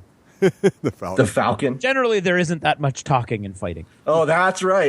Yeah, Spider-Man. Yeah. But I like to do it every now and then. Certainly, I want to make sure my bad guys say something rather than these silence. I like to do it too, and it's funny because my characters will try to do that. Generally, what will happen is they'll have some one-liners or something, or they'll do something. It won't maybe be talking. Like one of the things that happened in this particular combat was the Ranger wanted to really intimidate people, so she took. I mean, she wasn't naked, but she took off her armor. Right, and was going in there with basically her tunic and her loincloth. Now, she could do this because the wizard had already cast like an armor spell on her. So she was going in really armored, but they didn't know that, right? So she's trying to intimidate them. And when they do things like that, like or if they give a one-liner that's really, really good, I still have them roll the intimidate roll, but I give them advantage. Or I'll say, oh, that was a great line. Take intimidation with advantage, right? Sure. And by forcing those little strange rolls, too, it gives the game another opportunity to go sideways, right? So let's say they get advantage and they roll double ones. All of a sudden she trips. She tries to look, badass, but trips and drops her armor and, falls over herself. And all of a sudden there's an opportunity for laughter there. Now the player's got to get out of that situation. Or she nails it and the other guy fumbles. Maybe he runs out of the ring, right? Yeah. So you have these opportunities for craziness that the players actually see happen and realize it's not scripted because it was based on what they rolled in front of themselves, right? Yeah. And the last thing I was going to mention here is another minor thing, but if you're stuck, let's say you're running a GM and you're running an encounter and you're like, I don't know what to do now. I've tried a couple things and it's not really working. Well, this is what I do. I would say look at the people's character sheets. These are a window into what the player likes, what he's interested in, what he wants to have happen in the game, especially in games like Dungeons & Dragons 5th Edition that have insights into the character's personality, which is the flaw, but what is it? The ideal, the flaw, and the forget the third thing. But those are three things, right? Yep. So you let's say you're thinking like, well, I'd like to do something interesting in this battle. Grab somebody's character sheet, take a look at it, and see like, oh, maybe they were used to be an orphan, right? So you can talk about how one of these there may be some orphans in danger during the fight, or maybe you look down and you're like, oh, I forgot this guy had an animal companion, and maybe one of the people in the inn is trying to feed the animal companion on the side, right. Trying to. You can always build something interesting into the scenario based on little details you can pull off of someone's character sheet that you may have forgotten, they may have forgotten, or really just you find out something that's important to them. That's a great idea, Ross. That's right. I haven't thought about that. But that's a really good idea. So, what do you think, Craig? No, I think that's an awesome idea. Yes, I agree 100%. Sorry. Yes, Falcon. I like how you broke that down, Ross, though. I love the three major sort of the present the opportunities. And that's what I was trying to, you were much more concise than I was. But I was trying to say with set up the situation for the players and let them pick the path, and they'll surprise you and pick really crazy things sometimes. And this is where I literally call this the Ross Watson rule, which is, never say no as a DM. Say That's yes, right. but. That's what I do when I'm parenting. And I love this I rule. always think about when I say no. Actually, this is a true story. So side note, in real life, I am a product manager, which means my job is to pick the kinds of things that our engineers in our company, our software company, are going to build and make sure we're building the right stuff in the right or the right way. And a lot of times what gets challenging as a product manager, totally side thing here now, is the engineers will sometimes in the middle of the detail will basically tell you they can't do something. It can't be done, right? And so I kind of coach my product managers and the engineers to a lesser extent. You should never tell me you can't do something. Just tell me yes if or yes but. Like, yes, I can do that. I need 20 more people and $10 million. There's always a way to do something. It's just a matter of, what's the cost? And then I can work with that and figure out how we can negotiate it down, right? So I even use this idea in real life like Craig does where, there's a way to do this stuff. There's always a way to do something. And so like a good example of that, Ross, in the situation I was describing earlier was when these guys decided to jump in the crates, in this room, in my mind, I'm thinking, I'm super logical this moment. I'm like, well, these crates are packed full. You're not going to fit a druid, a whole full-size person. You might get the mouse in there with the person. They're never going to find a crate. And I was really tempted to roll the classic percentile dice and say there's like a 5% chance that like one of the crates is underpacked and you find it. But instead I decided to play the Ross Watson card, which was yes, but, which was yes, but you got to spend some time finding a crate that matches and does it. So why don't you go ahead and make a perception check, and that'll be if you get it past this round or not. And if you don't, you got to keep searching for a crate. Nice. And which again basically saying it's in there. You just got to find it. You got to find it. And this also comes from when I used to play an old school RPG called Top Secret. Oh yeah. And Top Secret had this cool mechanic. Was the first time I saw this where they had I can't remember what they called them luck. They weren't luck points. They were like feat points or fate points or something. And the fluff for this was like, when James Bond's getting strangled, but he can't see behind himself, but he reaches back there, and fortunately there's a plugged-in hairdryer, and he throws it in the tub and electrocutes the villain, right? And he's sort of paying his hero point or whatever to have the hairdryer at his beck and command. So I'm thinking here, well, they can make that perception roll, and if they want to use some of their inspiration points in D&D 5, you have inspiration points, so you can basically spend it to get any roll, have advantage. And they did exactly that, and all of a sudden they rolled a natural 20 and they found the perfect box, right? But instead of making it a 5% chance on percentile dice and it didn't work out, what the player's dreams didn't come true, instead you had this whole situation unfold that happened, and then you got this sort of wacky fun moment later where they're stuck in this crate for 5 hours trying to figure out how they're going to not make a lot of noise and pee their pants. And you get out with cramps and have disadvantage on every action they do for the next 4 hours, which I'm literally telling them, we got to make constitution checks. What are you going to do?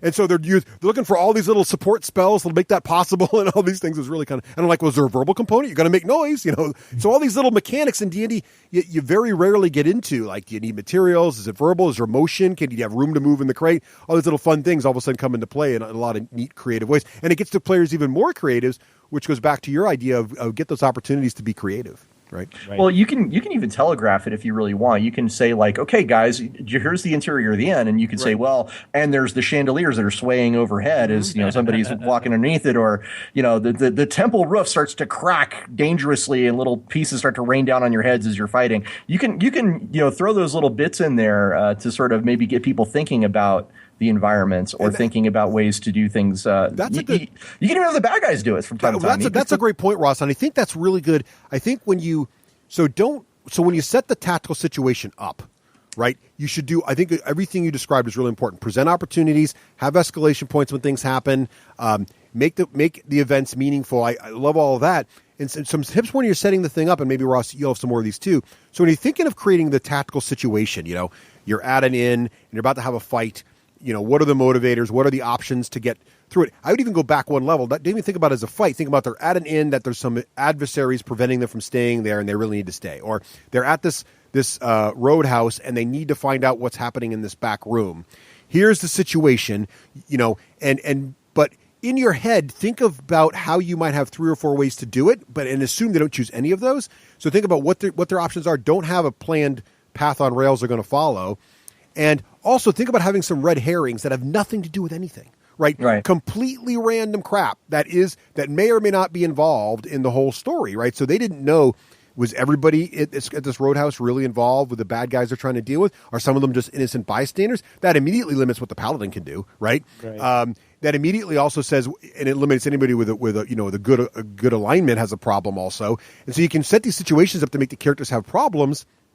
And then you can use your own tricks to add tension as it goes forward, right? You can use some of your NPCs to drive that even more. I would say be very careful though with the red herrings, because I've seen that really go off the rails. Yep. Yeah, depending on how far you let them go. If you let them go 2 sessions and then they find out that the halfling really was just peeing in a corner, they're going to get really bent out of shape. That's true. I think I've had that happen, and I've had to turn the red herring into a real lead. Yeah, yeah. And if you keep that in mind, that's actually. I think red herrings are awesome. In writing, that red herrings are obviously required if you want to keep everybody on their toes. In role playing, I think red herrings are awesome if you keep them sort of short term. Yes. Or if there's a parallel reality that's going on, and the red herring is going to get them where they need to go, but for a different reason, so then you can kind of abandon the red herring and reveal what's really been going on.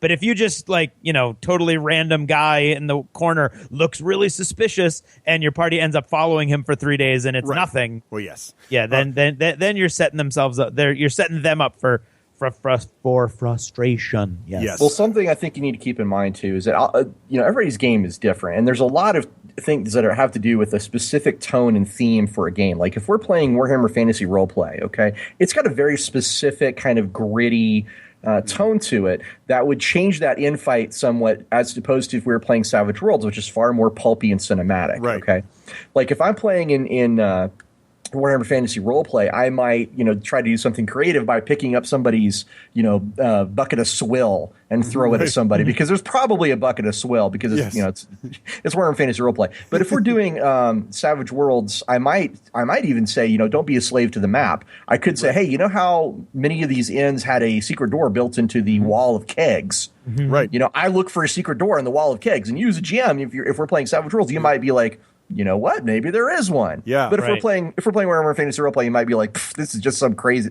This is just some little tiny inn in a tiny town. There's no reason why it would have a secret door. So you kind of need to adapt to, I guess what I'm saying. That everybody's game is a little different. So just take this advice and tweak it to fit your particular campaign. I think that's really right on, Ross. I think the thing is when the characters have an idea that you're like, wow, I wish I'd thought of that. Why not just make it true? Like the secret door, or if it fits, if it fits and it doesn't really break anything. But I think you need to have, if you're going to do that from time to time and have what the characters think be real, you got to also have occasionally, and I think Craig's point is a very good one, which is don't drag it on, but have a few things that they think are real be fake, and that way they never really know. All named characters can't be important. Once in a while, you got to have a named character who's completely just a cameo. It can't be. Oh, the DM had a name for that guy. He must be important, right? Hello, I am Finthanin Thalariel III. Whereas when you I have a beer? Right. The innkeeper says hello. The innkeeper says goodbye. Okay, clearly the innkeeper doesn't have any information we care about. Right? So you that kind of thing you got to kind of work on. But again, and that's what I mean by red herrings, right? Sneak things in from time to time. And then the other thing you can do with those things is make them feel like they're part of the story, and then if they fade in and out or return, you can be guessing is that guy a really important character, or is he nothing, and am I just really focusing on this irrelevant piece of information? Now, one thing I was going to say for a cinematic type game that's really great is let your players have a little narrative control when they roll something really great or really bad, like a critical success or a critical failure. It's tempting as a GM to be like, okay, now this happens. Oh, good point. But I found that a lot of players, if they're really engaged, and it's a more cinematic type game, you can say, okay, you just critically failed. What happens? Do you swing? If they have no ideas, maybe you can be like, well, I've got an idea. Let me throw it out there. But you can let the player say, oh, well, I swung at the guy and I accidentally hit the bung on one of the barrels and I got sprayed in the face with ale and that's why I missed. Or you can have a guy who makes a critical success, and he says, well, I backed this guy up into the corner, and he, bonks his head on one of the trophy antler deer heads that got stuck on the wall, and he's now walking around with that stuck on his head all the rest of the fight.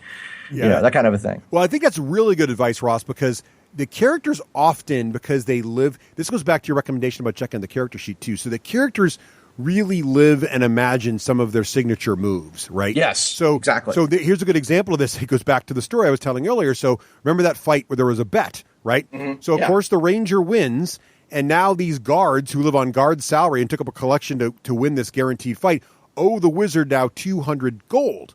So the leader of the guards is like, this fight was rigged. You used magic, and charges the wizard, right? So my brother John, who's playing the wizard, was ready for this. And he's like, yeah, I stepped to the side, so he's between me and the walls. It's me, him, then the wall, and I slam my hammer down and cast Thunderwave.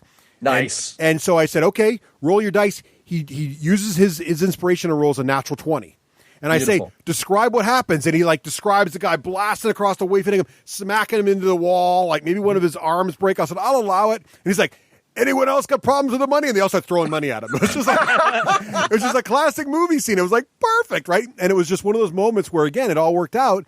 So I completely agree with you, Ross, that, and I'm a big violator of that rule. Like, I'm so tempted to keep the fight moving that I'll just describe it even when they roll natural 20 and keep moving. I'll try to add a little spin to it. But I think you're right. I think, again, if you're adding narrative to the combat, let the characters pause and really describe that awesome, move they just did with their sword, or what that natural 20 on a dodge meant, or whatever. I think that really adds a lot of, it gets the characters so engaged, right? And it won't gives work them for every ownership player. also. Yeah. It won't work for every player in every group, like I Right. said. But it's something that if you think it will work for your group, give it a try. Yeah, for sure. And Craig's got a great point. It is ownership. Yep. And again, it goes back to, everybody has that moment, right? All of a sudden, the wizard had his moment, the ranger had her moment, and it all comes together. So I think this is really, really cool. Ross, any other tips for setting up that, when you're thinking as a dungeon master, you're listening to this and you're like, oh, that sounds cool. How do I set up one of these, how do I identify an opportunity for, this term tactical narrative for essentially a creative problem for the group to solve as a whole? Well, that's a tough one, man. Because there's so many different types of games and what they're, what they might find interesting or might even fit in the setting. I don't know. I mean, the only thing I can tell you is I like to look on the internet from time to time and just look at things like 101 places to have a sword fight, or 101 places Right. to have a gunfight. And there's a lot of great ideas and things like that. There's a lot of great books out there that also presents some good advice along those lines. Pathfinder's Ultimate Campaign is a really great book for that kind of thing. So definitely, I would just say, use your resources and, see if something inspires you. Yeah. And I think one thing it took me a while to allow, and it's kind of like, the example you gave, Ross, of, maybe the party's looking for a secret door and it's such a good idea, or it works, or sometimes what happens too is you set up with these tactical situations and the players can't think of a way through. And just because they don't think of the exact way you were hoping to, or one of the three ways you were hoping to, you can allow it. But I think also, don't be afraid to let combat not happen. So if the characters have thought of a really, really good way to get around a situation, and don't be disappointed as a dungeon master that, oh man, I was really hoping for a big fight scene here. If the scene plays out and it was still dramatic and there was still that moment of tension, if you think about in Lord of the Rings when the hobbits are hiding under the root and the ringwraith almost discovers them, and they're all if you imagine it as an RPG setting where everybody's rolling stealth rolls and trying not to, or constitution checks so they don't fart or whatever, whatever the situation is. Again, depends on the tone of your campaign, how you want to phrase that as a DM, right? Wouldn't that have changed things? It would certainly would. And Sam farts. Now what do you do? Oh my God. But Sam would be mortified. He would be mortified. I imagine Pippin farting. Right. Cool of the two. But well, that was a good example, throwing a rock down the wall. So there's a situation where, allow that to be okay. And then if you had a really cool guy in there, you really wanted to see the party fight, just bring him back later, right? Have him recur. Right. But let the characters solve things sometimes without combat. That's how those characters who are really good at disguises and other things really earn their keep to the party, right? And it really, really advances the story as well in ways that aren't just about swinging your sword and rolling dice. Absolutely. Yeah. Cool. Now, what about making sure that these tactical situations move the plot forward, as Ross said at the beginning? Do you want to is there an occasion where sometimes pacing wise you just want to have a fight, or do you want every one of these fights to move your plot forward in some way? I don't know if they need to. I don't know if every encounter needs to move the plot forward, but there's the overall story, right, of the campaign, but there's also the individual character stories. Yep. And those can always be advanced in any encounter. And that's what I was kind of getting at with like looking at making the confrontation meaningful and the banter and looking at the character sheets. Because even if your overall story gets stalled out or slows down, as long as the characters are doing things that are important to them, most of the time the players are going to have a good time. Yeah, I think that's a good point, Ross. Like, I think that, and it comes down to your style and your group style, right? So I know there are some groups that'll say things like, we didn't really do much today. When they say that in terms of like, I expected to get farther in the module, or I expected to, go longer in, Right. if our overall goal is to get from city A to city B and we only moved a quarter mile, what the heck happened? And that's certainly a way to think about it. But I think my goal for my sessions and is not to say get a certain distance farther or get a certain amount of material. My goal is to have had a memorable moment or two where you'll talk about forever, right? Like that was just so cool solving that problem. And so like that gatehouse took us the entire play session, like 3.5 hours to get where I expected, where they could have possibly gotten in 15 minutes, depending on their choices. Right. And it took them 4 hours to get through there or whatever it was. And they're still not technically all the way through. It actually ended on a really dramatic moment where they open a door at night and there's a bunch of red eyes in the room. The guys, by the way, are still stuck in the crate with all these creatures in there. They don't know what they are. And the other party comes in to finally get to them in the middle of the night, and the door's opening. It's a bunch of red eyes, and we ran out of time. Like, oh, there, dramatic pause. But that cliffhanger. Right. So, but overall, in terms of the overall plot of the entire thing we're doing, they went through like, very little actual material, but it is once they get through this scene, it'll lead them to the next place in the story. So I think the opportunities for these things are like sort of like every time the chapter changes in your tale, and that can be obvious if you're playing a module, but it could also be just your own thing. Like I expect the party to chase whoever they're pursuing to this inn, and then discover something about their trail next, and the trail will then take them to this grove that's inherited by dryads or whatever, and you're going to have to deal with that or whatever the thing is.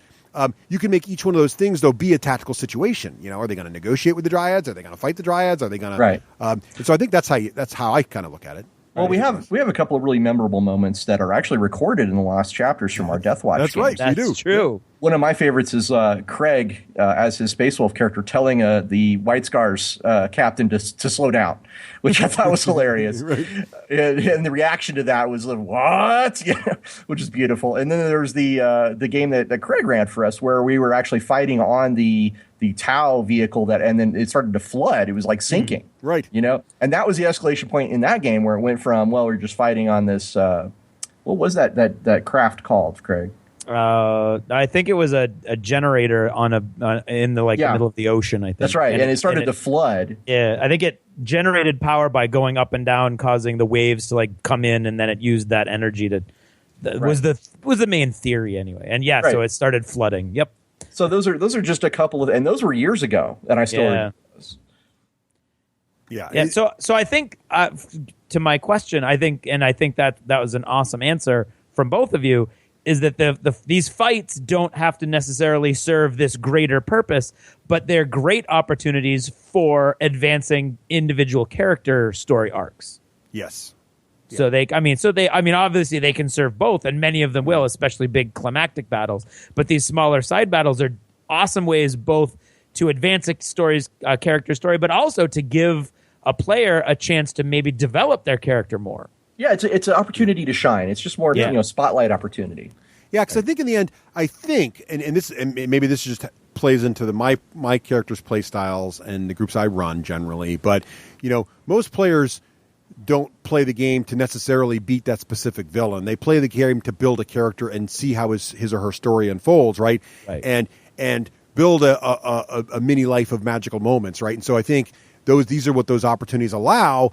And by creating these tactical situations, and the characters can find ways that their character can best be utilized. So instead of you having to think as a dungeon master, okay, I've got a bard in here that hates to draw a sword. He's only equipped with a staff, and he doesn't like to fight. And we're going to be up against these creatures that are immune to bludgeoning weapons. And how am I going to make his day good?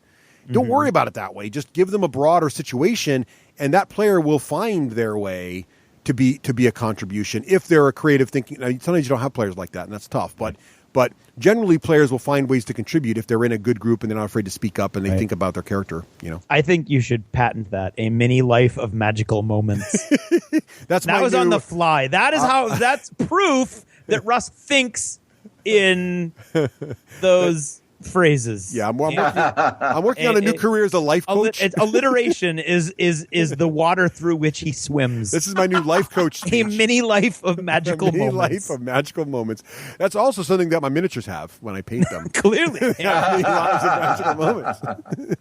That usually end bloody on the tabletop, but until they get there, it's a magical mini life moment. It's also a hashtag. Start using that now. Mini life magical moment.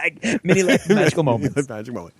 I think Disney might come and sue you. MLMM hashtag. I want a bracelet. All right, a bracelet. MLOMM. Right. It's like live strong.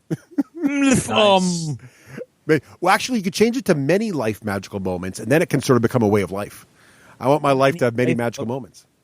Many life magical moments? Not many life of magical moments is so much more magical. All right, mini life of magical. Yes, all right. Fair enough. It's all about the mini life of magical moments. All right. Well, I think we've covered the tactical narrative. What do you guys think?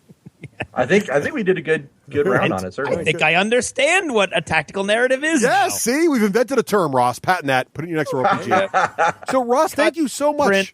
Yeah, thank you so much for joining us here on the D6G. Always a pleasure to have you on the show, sir. It's always a fun time to have you on. It's just exciting to have you on, and the talk flows naturally. It's just great to have you on the show, always. The pleasure is mine, gentlemen. Thank you so much for having me on board. So, Ross, if people want to catch up with you and what you're doing and your latest exploits, where should they go? Well, I have my own personal website at therusswatson.com, and you can also find my company at evilbeaglegames.com. Bad Dog, Good Games. You can also check out the D-Infinity Independent Game Awards. They have their own site. And look at Pinnacle Entertainment Group for the upcoming Savage Rift stuff. Nice. Is there an actual Evil Beagle? There was. Her name was Lady. I feared that was the case. Yes, unfortunately. She was a great dog, but she has passed. But yes, that was the inspiration for the Evil Beagle. Excellent. Which we actually have on our website as a story. So she lives on. That's right. Well, thanks again, Ross, and don't be a stranger, and we'll have to get you on the show again in the not-too-distant future. Probably to talk about Game of Thrones. Yes, indeed. Or what? Or what was that Game of Thrones we were going to have him on for? It was. Something. Oh, yes, prediction episode, and that, Yes. Something. See, I don't know. It's a whole new There's thing. always an excuse to have Ross on. Any excuse is a good excuse to talk with Ross. There's always time for Ross. I would love to come back for any topic. You guys just name it. I'll be back. So, all right, Ross, take care. Take care. Bye-bye.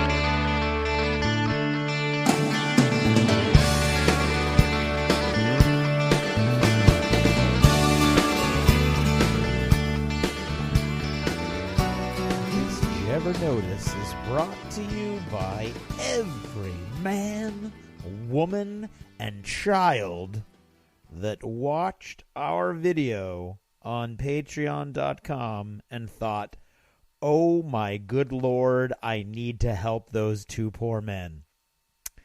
Today, in particular, I would like to thank Ray Greenlee, Adam Reeve, Alan, Benjamin Gaeta, and Stuart Platt.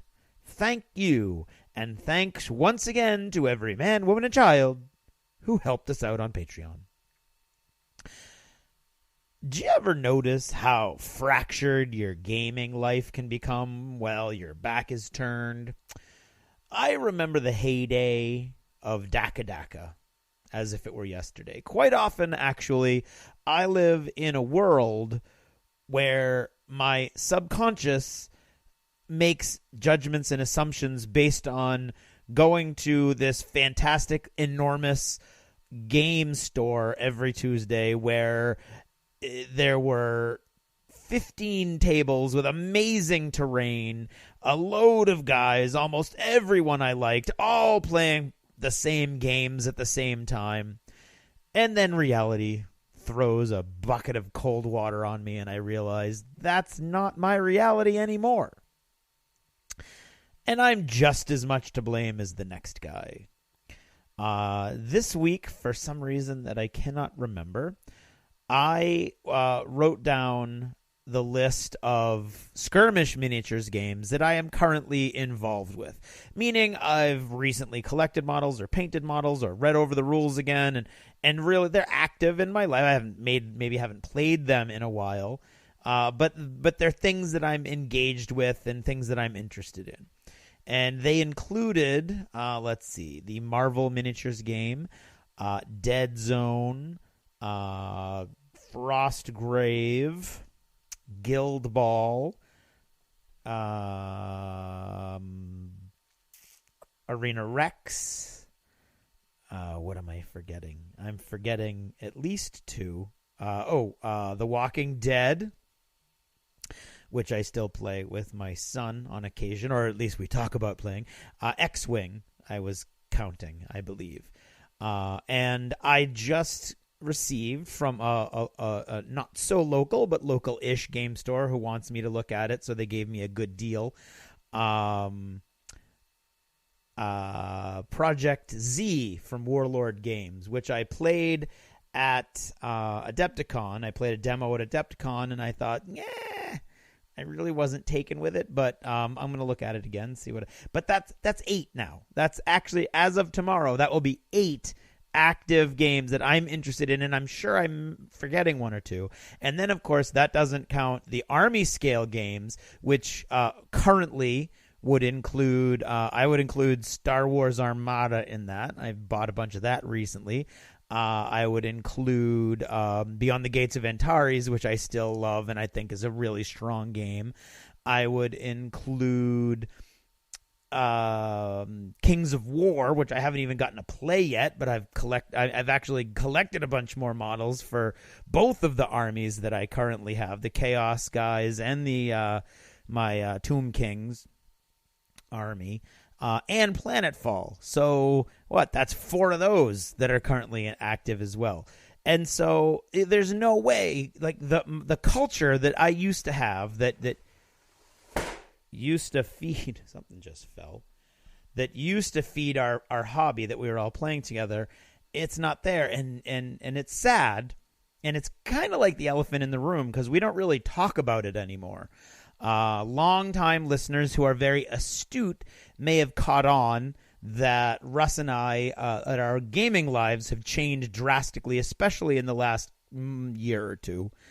And the path is not a happy one. Goes from DACA, where everything was golden, or at least we remember it to be golden nowadays, and then eventually DACA moved on, was handed from one person to another, eventually 2 out of our group completely to closed down. And then for a while everything fractured, and I was playing games in my apartment with there were like 7 or 8 guys who would come over every Tuesday, and we played 40K in my apartment. And then there was Empire Games, and that was great. It had some awesome terrain and stuff, but it was not as family friendly, especially after hours. It was a little more salty. And then eventually that moved, and then that closed, and went through a bunch of iterations also, as all the local stores that wanted to provide gaming space were trying to figure out a way to make that pay. So trying to make pay for play or require purchasing, things like memberships, things like that. Then eventually we went to the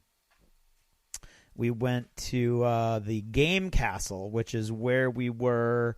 I think we were going to the Game Castle when we started the podcast, because I know that I remember standing outside the Game Castle having a conversation with Romeo when he first bought 40K Radio. So yeah, then that was not one of your ideal game stores for a bunch of different reasons and wasn't very welcoming. Eventually we went to Myriad, which some of us loved, but others didn't feel welcome there either. And then eventually that fractured for a bunch of different reasons, and then there wasn't any place for a while, and then there was Millie's, which is now Stark Tavern, so that's going to be a little confusing also. And that was great for a while, but the more you want to play miniatures, the less that's ideal. And in the middle of all that, there were a large chunk of my core group of friends who decided that they wanted to play a regular role-playing game, which is totally a valid choice because, I mean, these are our, this is our leisure time, and we're all adults with families. We have a limited amount of leisure time. We want to do the stuff we want to do, and they wanted to play role-playing. The effect it had on our small society, however, I think my fears have been borne out that when you've got a bunch of guys and they're meeting on Tuesdays, most of the time you're not going to be able to meet every Tuesday. Most guys are going to maybe meet at, they're going to miss maybe one Tuesday a month for, you've got kid stuff, you've got, scheduling conflicts, you've got family stuff.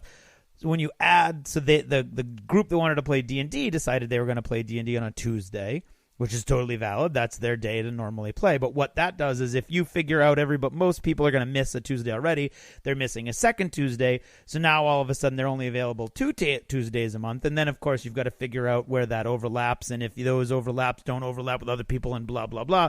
And the cohesion of your community suffers. And then other groups decided they were going to have D&D groups on different Tuesdays. And eventually the cohesion, it really what it comes down to is the cohesion of our little gaming community really shattered. And once that cohesion's not there, you start to realize, and other people felt this before I did, but you start to realize that the impetus for you to go to game night, everybody has nights where they're like, I don't really want to go, but I got the guys counting on me, or I'm in a campaign or whatever. When that's not there anymore, then you don't go as often. Rafe doesn't go nearly as often. In fact, Rafe might be around once every couple of months.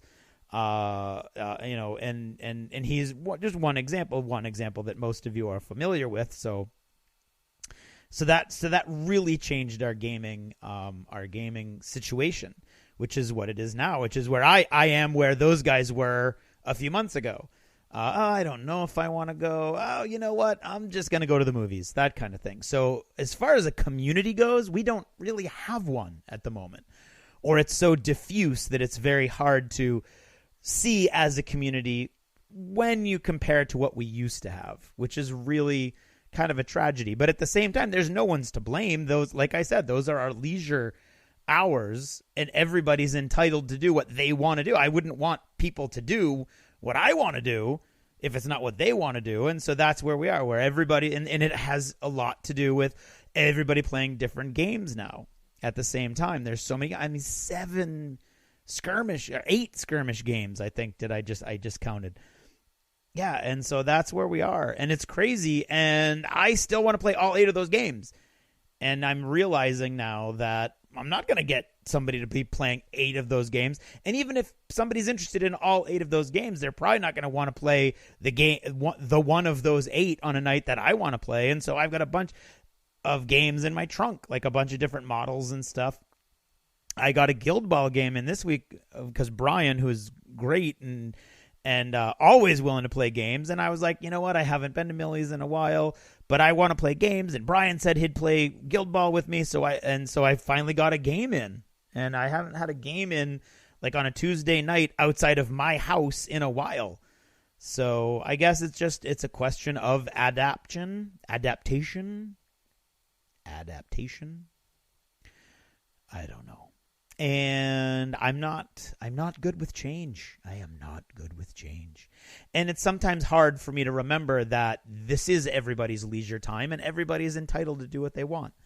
And it's just a sad, unanticipated byproduct of everybody doing what they want that we've lost the community, the sense of community that we have. Now, Russ, on the other hand, he enjoys playing games, period. So he'll play games with all these other guys and he'll love it. And not to diminish the other guys, he just enjoys playing games with everybody. And I'm more on a week to week basis. Games are what I like to do with my friends as opposed to making friends through gaming, which is kind of where Russ comes from. So we come from two different angles, I think, a little bit. So I feel it a little more. Or maybe I'm just wicked melodramatic. That could be too. But till then, I'll keep collecting these miniatures games and terrain for them and see where it leads. I don't know. Everybody's talking about Kings of War this week, so maybe Kings of War will be the game that brings us all back together. Who knows? But until that happens, I'll play with whoever I can, wherever I can, and just paint my models and make my terrain. That's about all I've got to say on that today. So thanks for listening, and good night.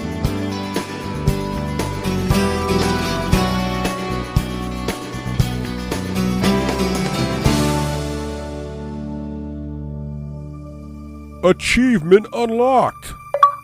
You've made it to the end of another D6 Generation episode, the podcast whose humor has universally been acclaimed as not too horrible. Please let us know what you thought of the show by either emailing us at info@the d6generation.com or by posting in our official D6G episode thread at the top of the DACA discussions forum on DACA.com. If for some inexplicable reason you actually enjoyed this show, you can help others find out about it by leaving positive reviews on iTunes. See you in 2 weeks. Thanks for listening, and happy gaming. The theme from Total Fangirl comes from the soundtrack of The Last Night on Earth, the zombie game, courtesy of Flying Frog Productions, and is a composition of Mary Beth Magalanes. Ross, give me some levels, sir. I am full of levels and win. Excellent. Ooh, levels and Levels and win. Sign him up.